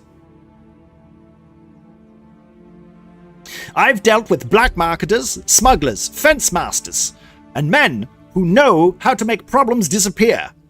Hell, you're those type of people too. I've bought information from feeds, and I've sold favors to people who should never even know my name. That's how you keep a city like Trino alive." And he just points off towards the direction of where Trino is. "Not by laws, but by leverage. And I do what I need to. And the mines, they weren't just mines. They were part of a Dwarven Pact, a long-standing agreement to collect and deliver precious metals and stones to the Arturo mercenaries, the same ones that you even met at my dinner. When Arturo died, the contract should have collapsed, but his wife stepped in, took over the brokerage, and being the efficient and ruthless woman that she is, yes, perhaps it did benefit me. but it benefits you too. And right now, that doesn't seem to be very important, considering Oakstar is in, well, dire need. But I wonder Go how ahead. Miss Fardasher is doing. what's that mean? Yeah, so, Mr. Gilderoy, since clearly you are not going to be the one to join us into these mines, I think the very least you could do is use your skills and your abilities to get into Oakstar, find Ernie's family, and ensure that they are safe while we are undergoing this incredibly dangerous mission.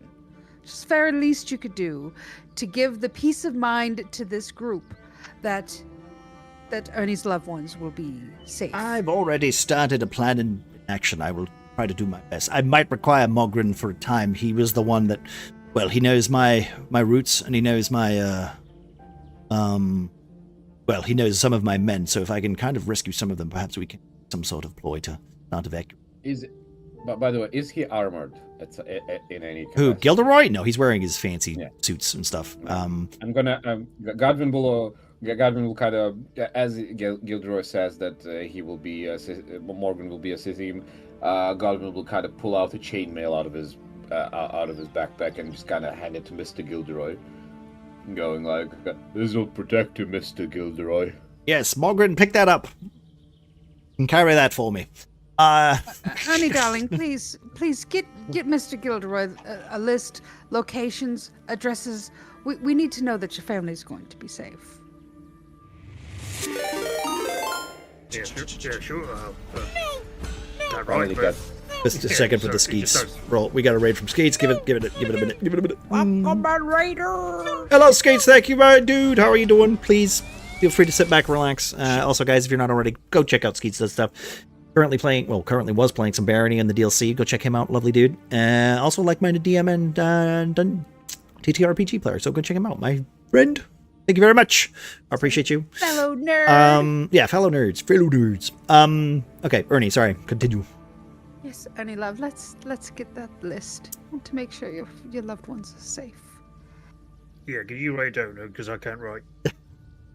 Absolutely, I'll flip out my book. You do see Name? that you do see as you guys start doing that, you like literally Gilderoy just kind of like takes some letters, reaching in, pulling out from his tunic, takes his letters out and just throws them like at the ground at Grom's feet, going, "If you don't trust me, my friend, yeah, read these. This is my weapons. I carry letters of information and communication." And he just kind of like almost like not insulted, but clearly he understands your frustration, but he doesn't want to like explain himself. You can take that any way you want, and I will link you the.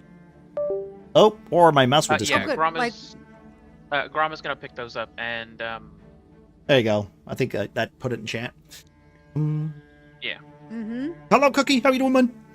I don't know if you guys got that or not. You'll have to tell me. Mm-hmm. I did. Okay. It was the one, correct? Yeah, just Lady Lady Dasher's Dasher's letter. Yep.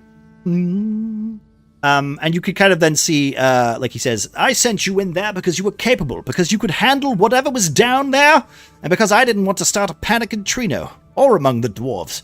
But dragons were never part of the bargain. Now I understand that you are upset, so I will allow you this, and I will not judge you for it, Grom. Right now I feel sorry for Ernie and his family and his friends, and I know right now is a very serious time. A dragon being so, flying around, all scary like. Ooh. Yeah, Grom and is gonna go I'll ahead give and him read the the list letter. of names and locations Okay. of Ernie's family. Presumably we'll have done it. So, as he does say that though, right? You can kind of like then look and he just pauses, kind of just looks through some of the crates, kind of looking almost for something. You're not entirely sure what is, whether it's like his boots or if it's like something else to just take with him or a backpack to carry some more stuff. He's literally just looking for supplies, like rummaging through things while you guys try to collect yourself.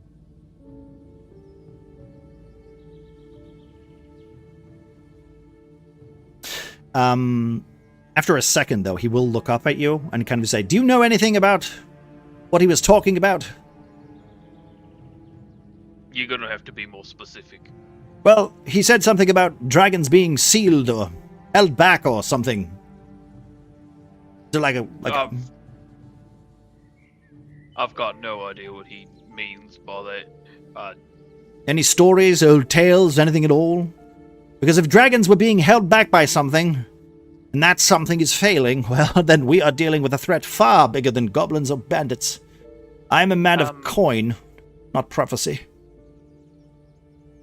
I mean, would Grom know any old legends or prophecies? I'm kind of leaning towards like he might know the bare minimum of. I would say basic knowledge that people would know. I'd say considering you're most local, like this isn't even like world building stuff. This is more like recent. Like I mean, technically, you do have an object right now that might have had something to do with it. Not mentioning that Grom is intentionally not mentioning. Well, that's like I said. Maybe he's maybe that could have something to do with it. Maybe it won't. Maybe it's the skin people that are going around that are fucking with things. It's not. There's a lot of spinning cogs right now that one of them might be right or none of them might be. Maybe it's something else. You know what, Mr. Gilderoy? What I can tell you is that there seems to be a great many moving parts and great shifting changes taking place, and none of which I fucking understand. I just know that a great deal is happening, and that while you may not see us as anything heroic or great, as you've put it, we're the best you fucking got at the moment, so... Exactly why He almost kind of looks smug as he says it. After exchanging basically exchanging supplies with Morgan this entire time, because Morgan is going to be on his own with Mr. Gilderoy. Would you mind, like, I don't know. I will mark it and tell Alpaca about it, that he now has like 20 caltrops, extra healing potion, and some rope. I'm gonna be honest. He's probably gonna be back. I don't think you need to do that. Like No. Just in advance. I'm just gonna. Okay, fair enough. Basically, fair this enough. is what I'm shoving down Morgan's backpack as long as you're with Mr. Gilderoy, you probably gotta have. Well, like I said, he's not gonna be for very long. He's gonna be here for like this session, and then he's probably gonna catch up because he's literally only here to like do some reconnaissance, and then he's gonna. Basically just some minimal stuff. Just got to look to Mr. Gilderoy and go, Mr. Gilderoy, I might not know much, right? But we made a promise to you to fix the mines, and we're gonna do it, dragon or not. We'll be paid handsomely. I asked, we'll get paid for that, Grom? I hope we just go. I mean, you did sign the contract. You did all sign the contract. Well, except for Valerie, but Valerie did then sign the contract later. So. Wait, that what it was? Oh. Yeah. Yes, that's what we signed, Godwin. I know. It's the first time I've been signing things. I'm not even sure that's how I spell my name. I think you just put an X on the paper, which... Probably did. Anyway, Mr. Gilderoy, you can count on us. We will help you. Ernie's already there, I think. Don't get yourself killed, and say hi to Miss Fardasher. Hope she does well. And with that, Godwin will kind of approach Valerie to signify that we're ready when you are. See that that literally they reach over and you can see almost like Gilderoy kind of just clicking his fingers together as a mount. It seems to like kind of spawn from his ring finger, and then you see this almost celestial kind of like force pull itself together. This wind itself kind of like creating like an outline, almost like when you've got like when you draw in like pictures and stuff, and it's got like a slight delay, like a sparkler. Yeah. So like he seems to kind of like wave his hand around for a second, and then suddenly takes form. He reaches down and grabs Mogren's arm and pulls him up onto the back of the horse. Because I will return him shortly. Fight on, my friends! And just starts like heading it down the road. into what could only be the remnants of Oakstar.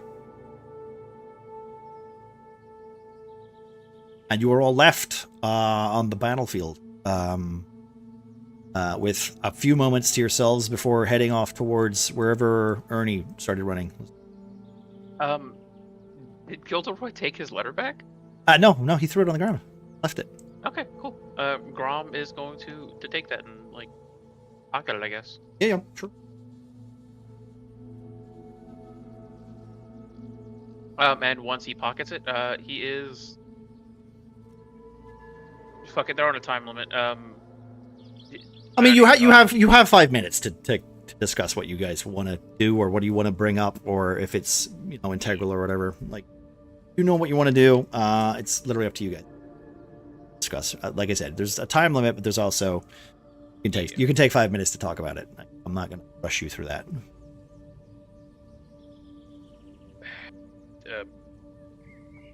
All right. So,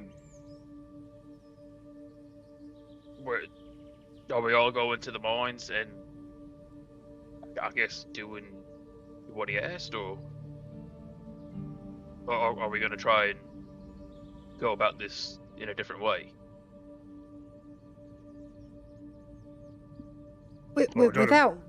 Without wanting to rush, I don't know that we need to go to town together. Do we feel pretty well equipped to?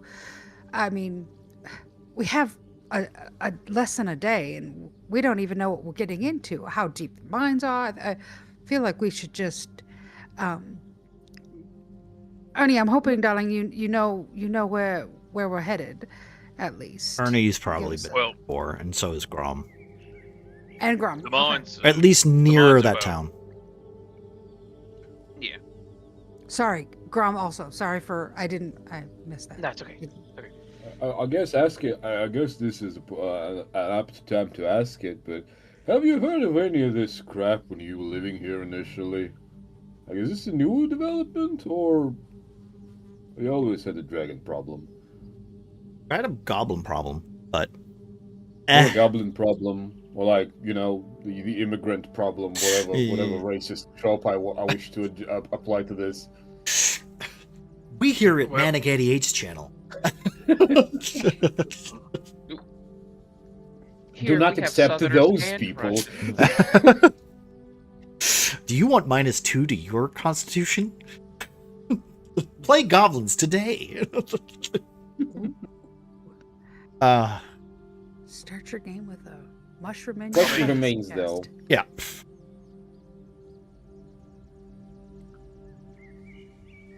Is that a question mostly to Marcy and Ross? Essentially, this is to you as well, Nick. It's like, would they even hear any stories about dragons in regards to this? Like, I'm asking, like, is this a new development, or were there any stories in regards to this? I would say they're all the dragon type stuff is very top notch. Like, the Empire has had no signs of dragons. The last dragon, and I think you have all forgotten, the last dragon that you probably heard about was in Trino when the Wall himself saw one as a child.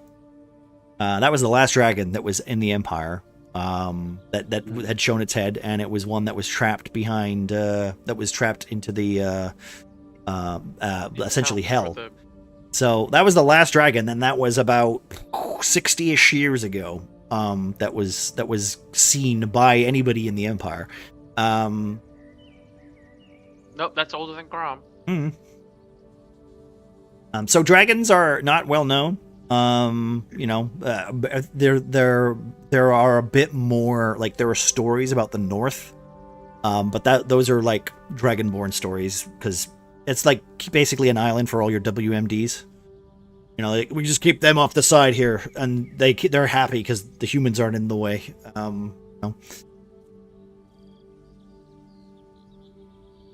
After I'm flipping through my book and write, the things that I've written down over this conversation, I find it curious. Not that it matters right now, this very moment, right? But curious that Zathunarex, whatever his name, mentioned about chains beneath the earth, and and the marked ones, and I don't. What's we've encountered this before. The chains, it's just what it must be. There has to be a link. It's just too coincidental, right? It's just too coincidental that it's us, that it's this. Godwin scratches the trident tattoo on his chest. Goes, "No, I don't know what you're talking about. We probably should hurry a little bit." Give me a wisdom saving throw. Anybody who has a tattoo. Oh, so all of us. I see. Okay, cool. Ah. The other left Okay. Yeah. Let's see who rolls. Let's Go see. ahead. Let's see who rolls. Roll. All right. Anyone else with a tattoo? What if the tattoo is technically no longer functional? I mean, I told you your tattoo doesn't exist anymore. Oh yeah. There you go. There's your rolls. All right. Okay. We're With done. a 19 and a 20. All right. Yeah. You don't feel shit. Don't Val have a tattoo as well? No, Val has never had a tattoo. I've never had a tattoo. Y'all just never noticed. Grom has the remains of one, but the It's- ink yeah. is no longer. I think it's burnt into your skin. Is what we decided. It's a brand instead of the way that I thought about it was that like the ink is still there, but it is slowly fading into his skin because it's no longer imbued with the magic that was there. So as you are all kind of like almost like just you feel it. I will say with your 19 and your 21, Ernie, you will be like you feel like a very like almost empathic touch to it as you like. Where is your tattoo again, Ernie? I think you said it was on your chest or something. It's upper arm. Upper arm. Okay. Upper right arm. Okay. So as you feel your upper right arm and you feel like the little anchor and whatever the kind of design, kind of a Trident. You do feel it kind of swell slightly as you touch it. And as you turn to the direction of the mine, you can feel it vibrate for a second. As if it might very much be so. No, this is not fucking good. In fact, your chest kind of hurts now as well. You're like, oh, shit. Same with Having me, a I heart suppose, attack, though. great.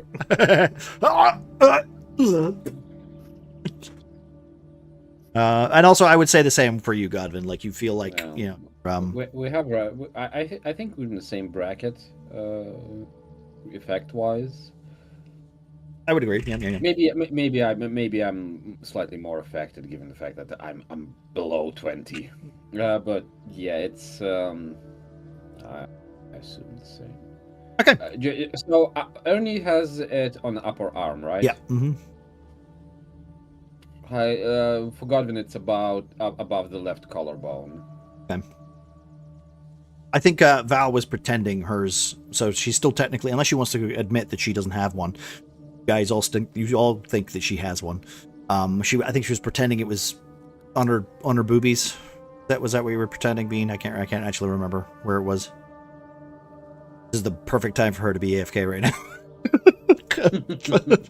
Okay, it's on her ass. It's a tramp stamp. No. It's an area that one does not share with company that is not intimate. I will say, I'm going to say this is infinitely worse to have a woman trident tattoo. Well, also with the way Grom's was, it is now well, when someone's hit by lightning. Yeah. And that kind of effect. You mean that cool fucking scar that goes from like across the entire body? Yeah, well, kind of, but like more akin to like the tattoo that Marcy has, like the tattoo that Grom has is kind of that, but like almost kind of like spread out slightly, like seared into the skin. Like it's slightly shattered and now it's moving away from the center. Kind of, yeah. But So what I imagine whenever I think of this tattoo no longer having an effect is that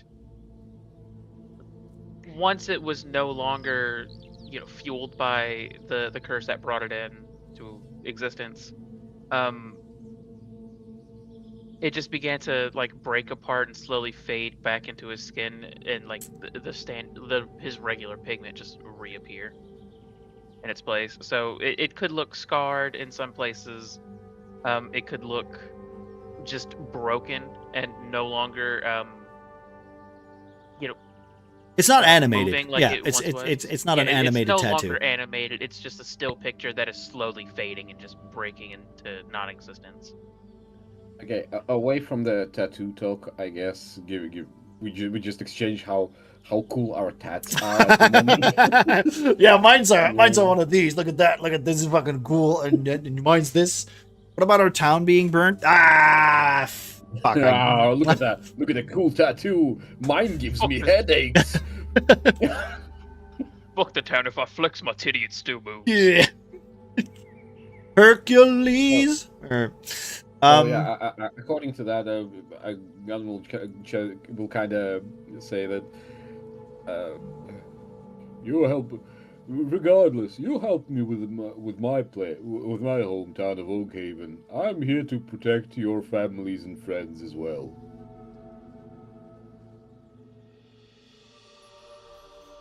Yeah, I do appreciate that, Govan. Thank you. It will take you 4 hours to get to the actual outskirts of the town that leads. So I will say, depending on what you guys want to do next, if there's anything you want to prepare for that, I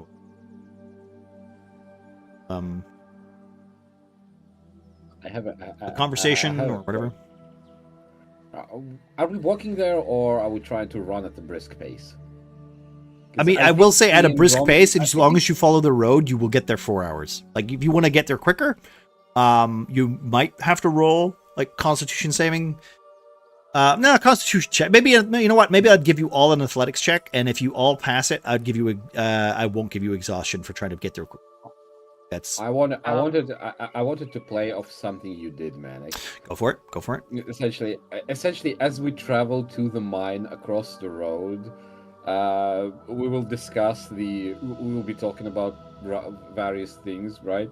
And at some point, Godwin will kind of say, like, I want to say it's going to be in the first, like, 20 minutes of walking or running. He'll just say, I was kind of impressive how Mr. Gilderoy just summoned the horse. What did he do? Like, and Godwin will start, like, clicking his fingers.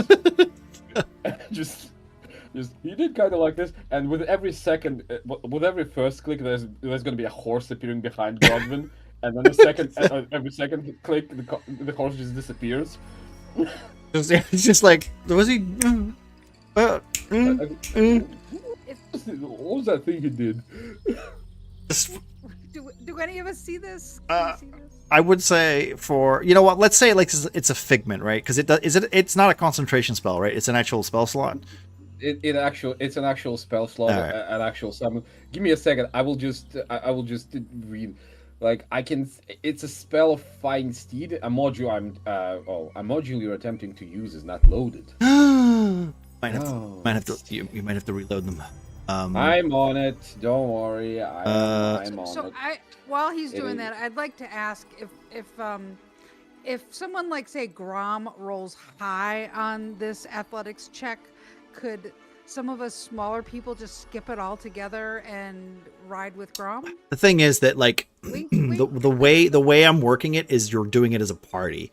So you would I would set the amount of goals that I would like, and then if you get that, you do it without consequence. If you don't, then you suffer anyway. And it's mostly because Grom has to try extra hard because he's carrying you, or like, you know, like that's how it's kind of playing out, trying to right? Get out of rolling something that I have a negative. Well, that's why you don't necessarily have to roll an athletics check, but it is a travel check. So I would like for you to how would you make traveling easier, right? How would you make it quicker without rolling like athletics? Like, for instance, Grom's very straightforward. He would roll athletics probably because he wants to get there quick, and he would, you know, take his best strength. But sure. I would say, I could roll like investigation, just watching the road for traps. Yes, that's how skill checks usually would work. Yeah. Nature for like, hey, take a shortcut. We can take this way. We can go up this way. I know this. Sure. You know, I just want you to be a little bit more. I spy eyes on the road. I want you to be a bit more like flexible with your skills, not just go, well, I'm terrible at athletics. Like, yeah, and. Okay. So Find Steed is is a conjuration spell with a casting time of 10 minutes. So you're doing that for 10 minutes? It basically, yeah, just me raising the question, and as we walk, Godwin will just be clicking his fingers because it's a new habit he acquired. I was gonna say, with the although Wait, you know what you- the duration is called instantaneous, so I don't fucking know. What are Does it you last- saying? oh. What are you saying, Hobo? just saying for like on the move with earning, like maybe like a shortcut through like a wood or something like that. Like, Well, if you want to take a different role instead of I was gonna athletics say or maybe whatever, like survival, maybe. Yeah, go for it. Just to try and yeah, go for it. navigate. Yeah. So, like I said, I had the same idea. pick a skill that you would, and then figure out a way how you would want to translate that. I will admit, if you use a level 2 spell to summon Steed, I will count that as an auto victory. Like for you. I don't have to.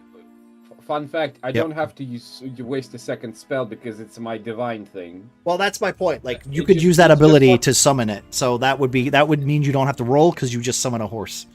You know. Yeah, like, that's what I'm gonna do. okay, so that's already one success. So I just need a couple more, and we'll see how quickly you get to the next area. All right. 21 survival. So, let's say during this time with Godwin doing his best at essentially just trying to like run and trot, you know, kind of like trying to copy what Gilderoy was doing. And that second kind of summons a horse, bringing this steed. You know what? You want to describe whatever the hell the steed looks like in order to help you guys. Okay, so my modules are not loading properly, but I have an option between 3 various steeds, which is a Fey, Celestial, or Fiend. And I'm thinking that the most appropriate right now would be the Fey one. Okay. But the the thing is, it just describes the nature of a steed, not how it looks. Yeah. Well, that's what I'm saying. I guess I'm gonna go for the same like horse type as Gilderoy because that's what Celestial kind of like white creature, almost kind of like I'm not gonna do that joke, but yeah, I guess it's more of a like. I'm going for the exact copy of Gilderoy's steed because that's what Godwin was thinking about, and given the fact that he doesn't have a lot of imagination, he was just thinking about that particular horse. So he probably just has something like that, but maybe stumpier, and with a little bit of a rainbow glint to its to parts of its skin to signify that it's a Fey one. Okay. Do I need to restart Fantasy Grounds? No. I'm just gonna exit and then return. Yeah, no. Don't do that. Don't do that because I have no modules either. I posted in Does anyone else have in the modules? All that's there is bestiary and magic items. Bestiary, magic items, and calendars for me. And calendars. So. Yeah. So it's not you. So it's me. It's all right. I can reset it. Well, I can reset it. All right. Maybe just check that your module. Maybe you haven't activated them. No, I'm the host. They would have all been loaded. It just might be a different version or something that I don't know. Something's. It could just one of the latest updates might have unactivated them, so you might just. I have updated my Fantasy Grounds before the session, so. You just. Okay, well, while we restart, I'm gonna try to figure out why the fuck Grom gets advantage on his athletics check right there, because... Are you double proficient? You might be raging. No, it's because of the rage, because you still have all the effects from the combat. Oh, that's probably why. That's why. It's because Fantasy Grounds crashed. I get it. Oh, okay. I don't get it. I don't get it. Okay, we'll reload it. All right. But yeah, we still have effects. I thought we might not like immediately remove them as we are starting the. Well, we were at the end of combat, so I thought like the minute maybe just still lasts. But yeah, you still have rage. You still have advantage from Morgan. We can clear the conditions and stuff because like we still. Yeah, those can be. We will. Yeah, you can clear the statuses immediately. It's just that you still have the rage. I forgot about the rage, and I was like, why the fuck do I have advantage? So technically, you failed that one. Da, da, da. I'll still take the higher roll, please. Oh, thank you for saying please. That's how it works. I know. That's why I'm so sweet and I'm smiling and everything, because I'm such a nice lady. All right, so, God, I don't know why it's crashing. It's because everybody's joining. That's why. It's too sexy for your shirt. It's just because everybody's joining. All right. Quick one. When we get to the town or village outside the do we take a short rest whilst we're there before moving in, or do we need to? I mean, it's a good call. What do you guys think? I'm only missing 11 HP. I think we're good to go in a little ways and maybe take a short rest once we're farther in. A short rest wouldn't be the option. Short rest wouldn't be the worst option. We still have plenty of. Technically, we still have a lot of time. How are we doing on resources, though? Because at the moment, like, Grom really doesn't need to heal. I have a couple of. I don't know how everyone else is doing, though. I have a couple of healing options, and I still haven't used any of my divine spells, so we have roughly 50 HP. 50 HP healing-wise from my lay on hands. One used as a divinity, the other as a cantrip. Well, first level spell. Oh, I have 4 potions of healing that I could share around. Grom would have had to give his inventory to everyone else, so because he's carrying. Yeah, I guess you're all kind of carrying each other's equipment. Grom is orb. Thankfully, I did shove the chainmail that I've been carrying for a while now to Morgren. Man, can you check your modules? I'm still only seeing. They are activated. They're all activated. Every single one of them is activated. Yeah, no. We can look at this later. I don't really think this is going to be super detrimental. Well, hopefully not. That would be kind of annoying if it is just the thingy issue. Yeah. As long as you can see your characters and stuff. The only thing that's different between the various steeds, right, is essentially the effect. The Fiend one deals damage, the Celestial one heals, and the Fey one has Misty Step. That's it. Okay. That's the only these are the differences between the horses. Yes, I have. But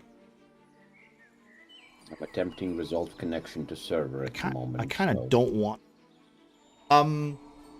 Yeah, that's why I suggested it can be something that we do after. We'll do it after. We'll do it after the session. Yeah, we'll look into that after. Fuck it, we'll do it live. No, I don't want to waste time. Sorry. All right. So, once you get in, we'll see. So, is there anything else you guys want to discuss? Perhaps the letters, or perhaps what you're doing traveling. I also need a roll from Marcy. I need a roll from Bean with your traveling. I had rolled the athletics. Let me. I would appreciate if Bean read us the. Val read all of us Lady Fardash's letter. Sure. Okay. I will say your investigation is what's your investigation skill in traveling with it? Finding a route, or because I will say with like survival or athletics or whatever, it's just a little bit more straightforward. But with investigation, what are you actually investigating? Path to go forward, or? Yeah, I'm looking. Well, like I said, looking for. Hang on. Had to come. Things in the as we're going that are that would be not traps, but like just things that we might trip on, as well as looking for evidence of other things like goblins headed in that direction that might, give us a clue as to where we're going. I'd say with your 13, it doesn't keep trouble. These roads are usually pretty calm when the Empire's here. The only reason it wasn't is because most of the Imperial soldiers are no longer on this road. anywhere around the Oakstar, and the only ones that were probably still stationed in the Oakstar villages themselves have been, well, busy with goblins. So, you see no sign of skirmishes with the way Grom is carrying. I'm assuming that one of you is on Grom's shoulders and the other is on the back of the steed with Godwin. You can decide who's on who.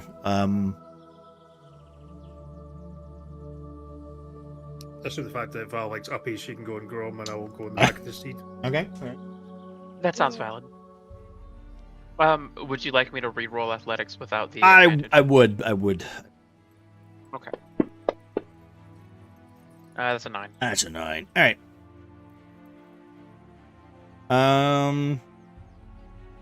And you rolled. What did you roll again, Ross? Rogue survival. I think it was a 21. 21. Okay. So it's 2 for 2. Okay. You know what? All right. With your 2 for 2, I will admit, you try to save some time on your traveling. Unfortunately, with the way Grom is, you'll notice. I think so, you know what? Everybody, give me a perception check. 15. C15.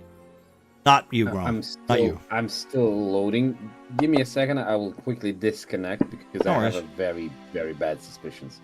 No worries. Be right back. Pick your 2. And someone can roll for me as well. I have +1 to perception. All right. Somebody roll for him, please. Grom, you roll it because you haven't rolled anything. No, roll for him.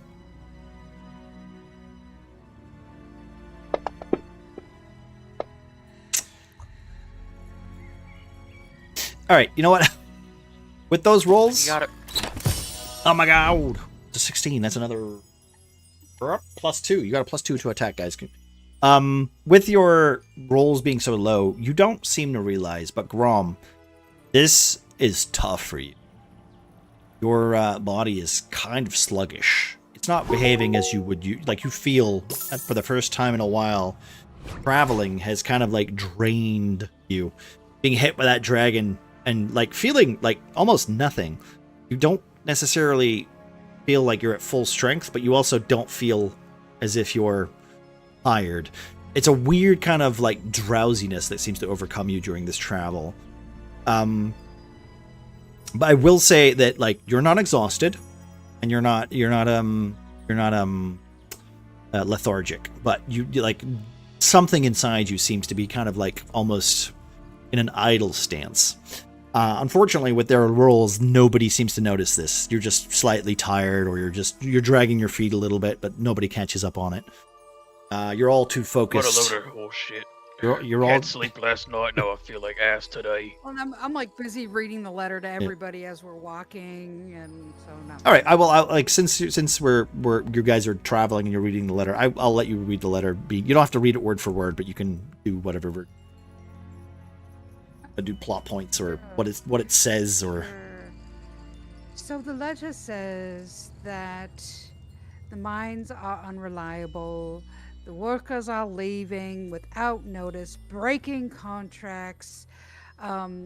They complain about shadows and echoes, and so I think originally this woman thought that they were faking it, but clearly based on what we know now, there's more going on. Tools were disappearing, carts, it was just chaos in the mines. There's a bunch of other stuff in here that has nothing to do with the mines, about the roads and things going on in Trino, but from what we need to know, clearly there was things going on in the mines, and I would expect that we might not find any workers. I was hoping to find some as we were headed that way, but perhaps they've already left. Yeah, so there are some that might still be hiding, because the letter does reference people hiding, and maybe we'll find some if they were too afraid, but they were clearly very afraid. Clearly. Welcome in, raiders. Hello, Morris. Yeah, I think my modules seem to be broken because I can't even get the creatures on. Yeah, there's something fucky with fantasy rounds. Updates. Maybe. Yeah. Welcome in, guys. Updates just broke it all to hell. Who knows? How was your stream, my friends? I hope the Marvel Rivals was fun, guys. If you're not already, please go check out Amoris. Go give them a follow. They're very cozy. And of course they got the mean spirit when they need to win some Marvel rival games. So competitive games, give them a check out. Say the meat spirit The meat? or the mean. Mean spirit. Mean Yeah, spirit? you know that mean spirit you need when you play competitive games, you know. I was like, I'm like, what? I thought meat spirit was some kind of Scottish thing that like. Well, no, what like it's like Scottish people say, "Oh, you're a tank," which nobody really wants to be, but it just means you're like, you're pretty strong, but it's not exactly the positive thing. At least I think culturally it doesn't come across as a as a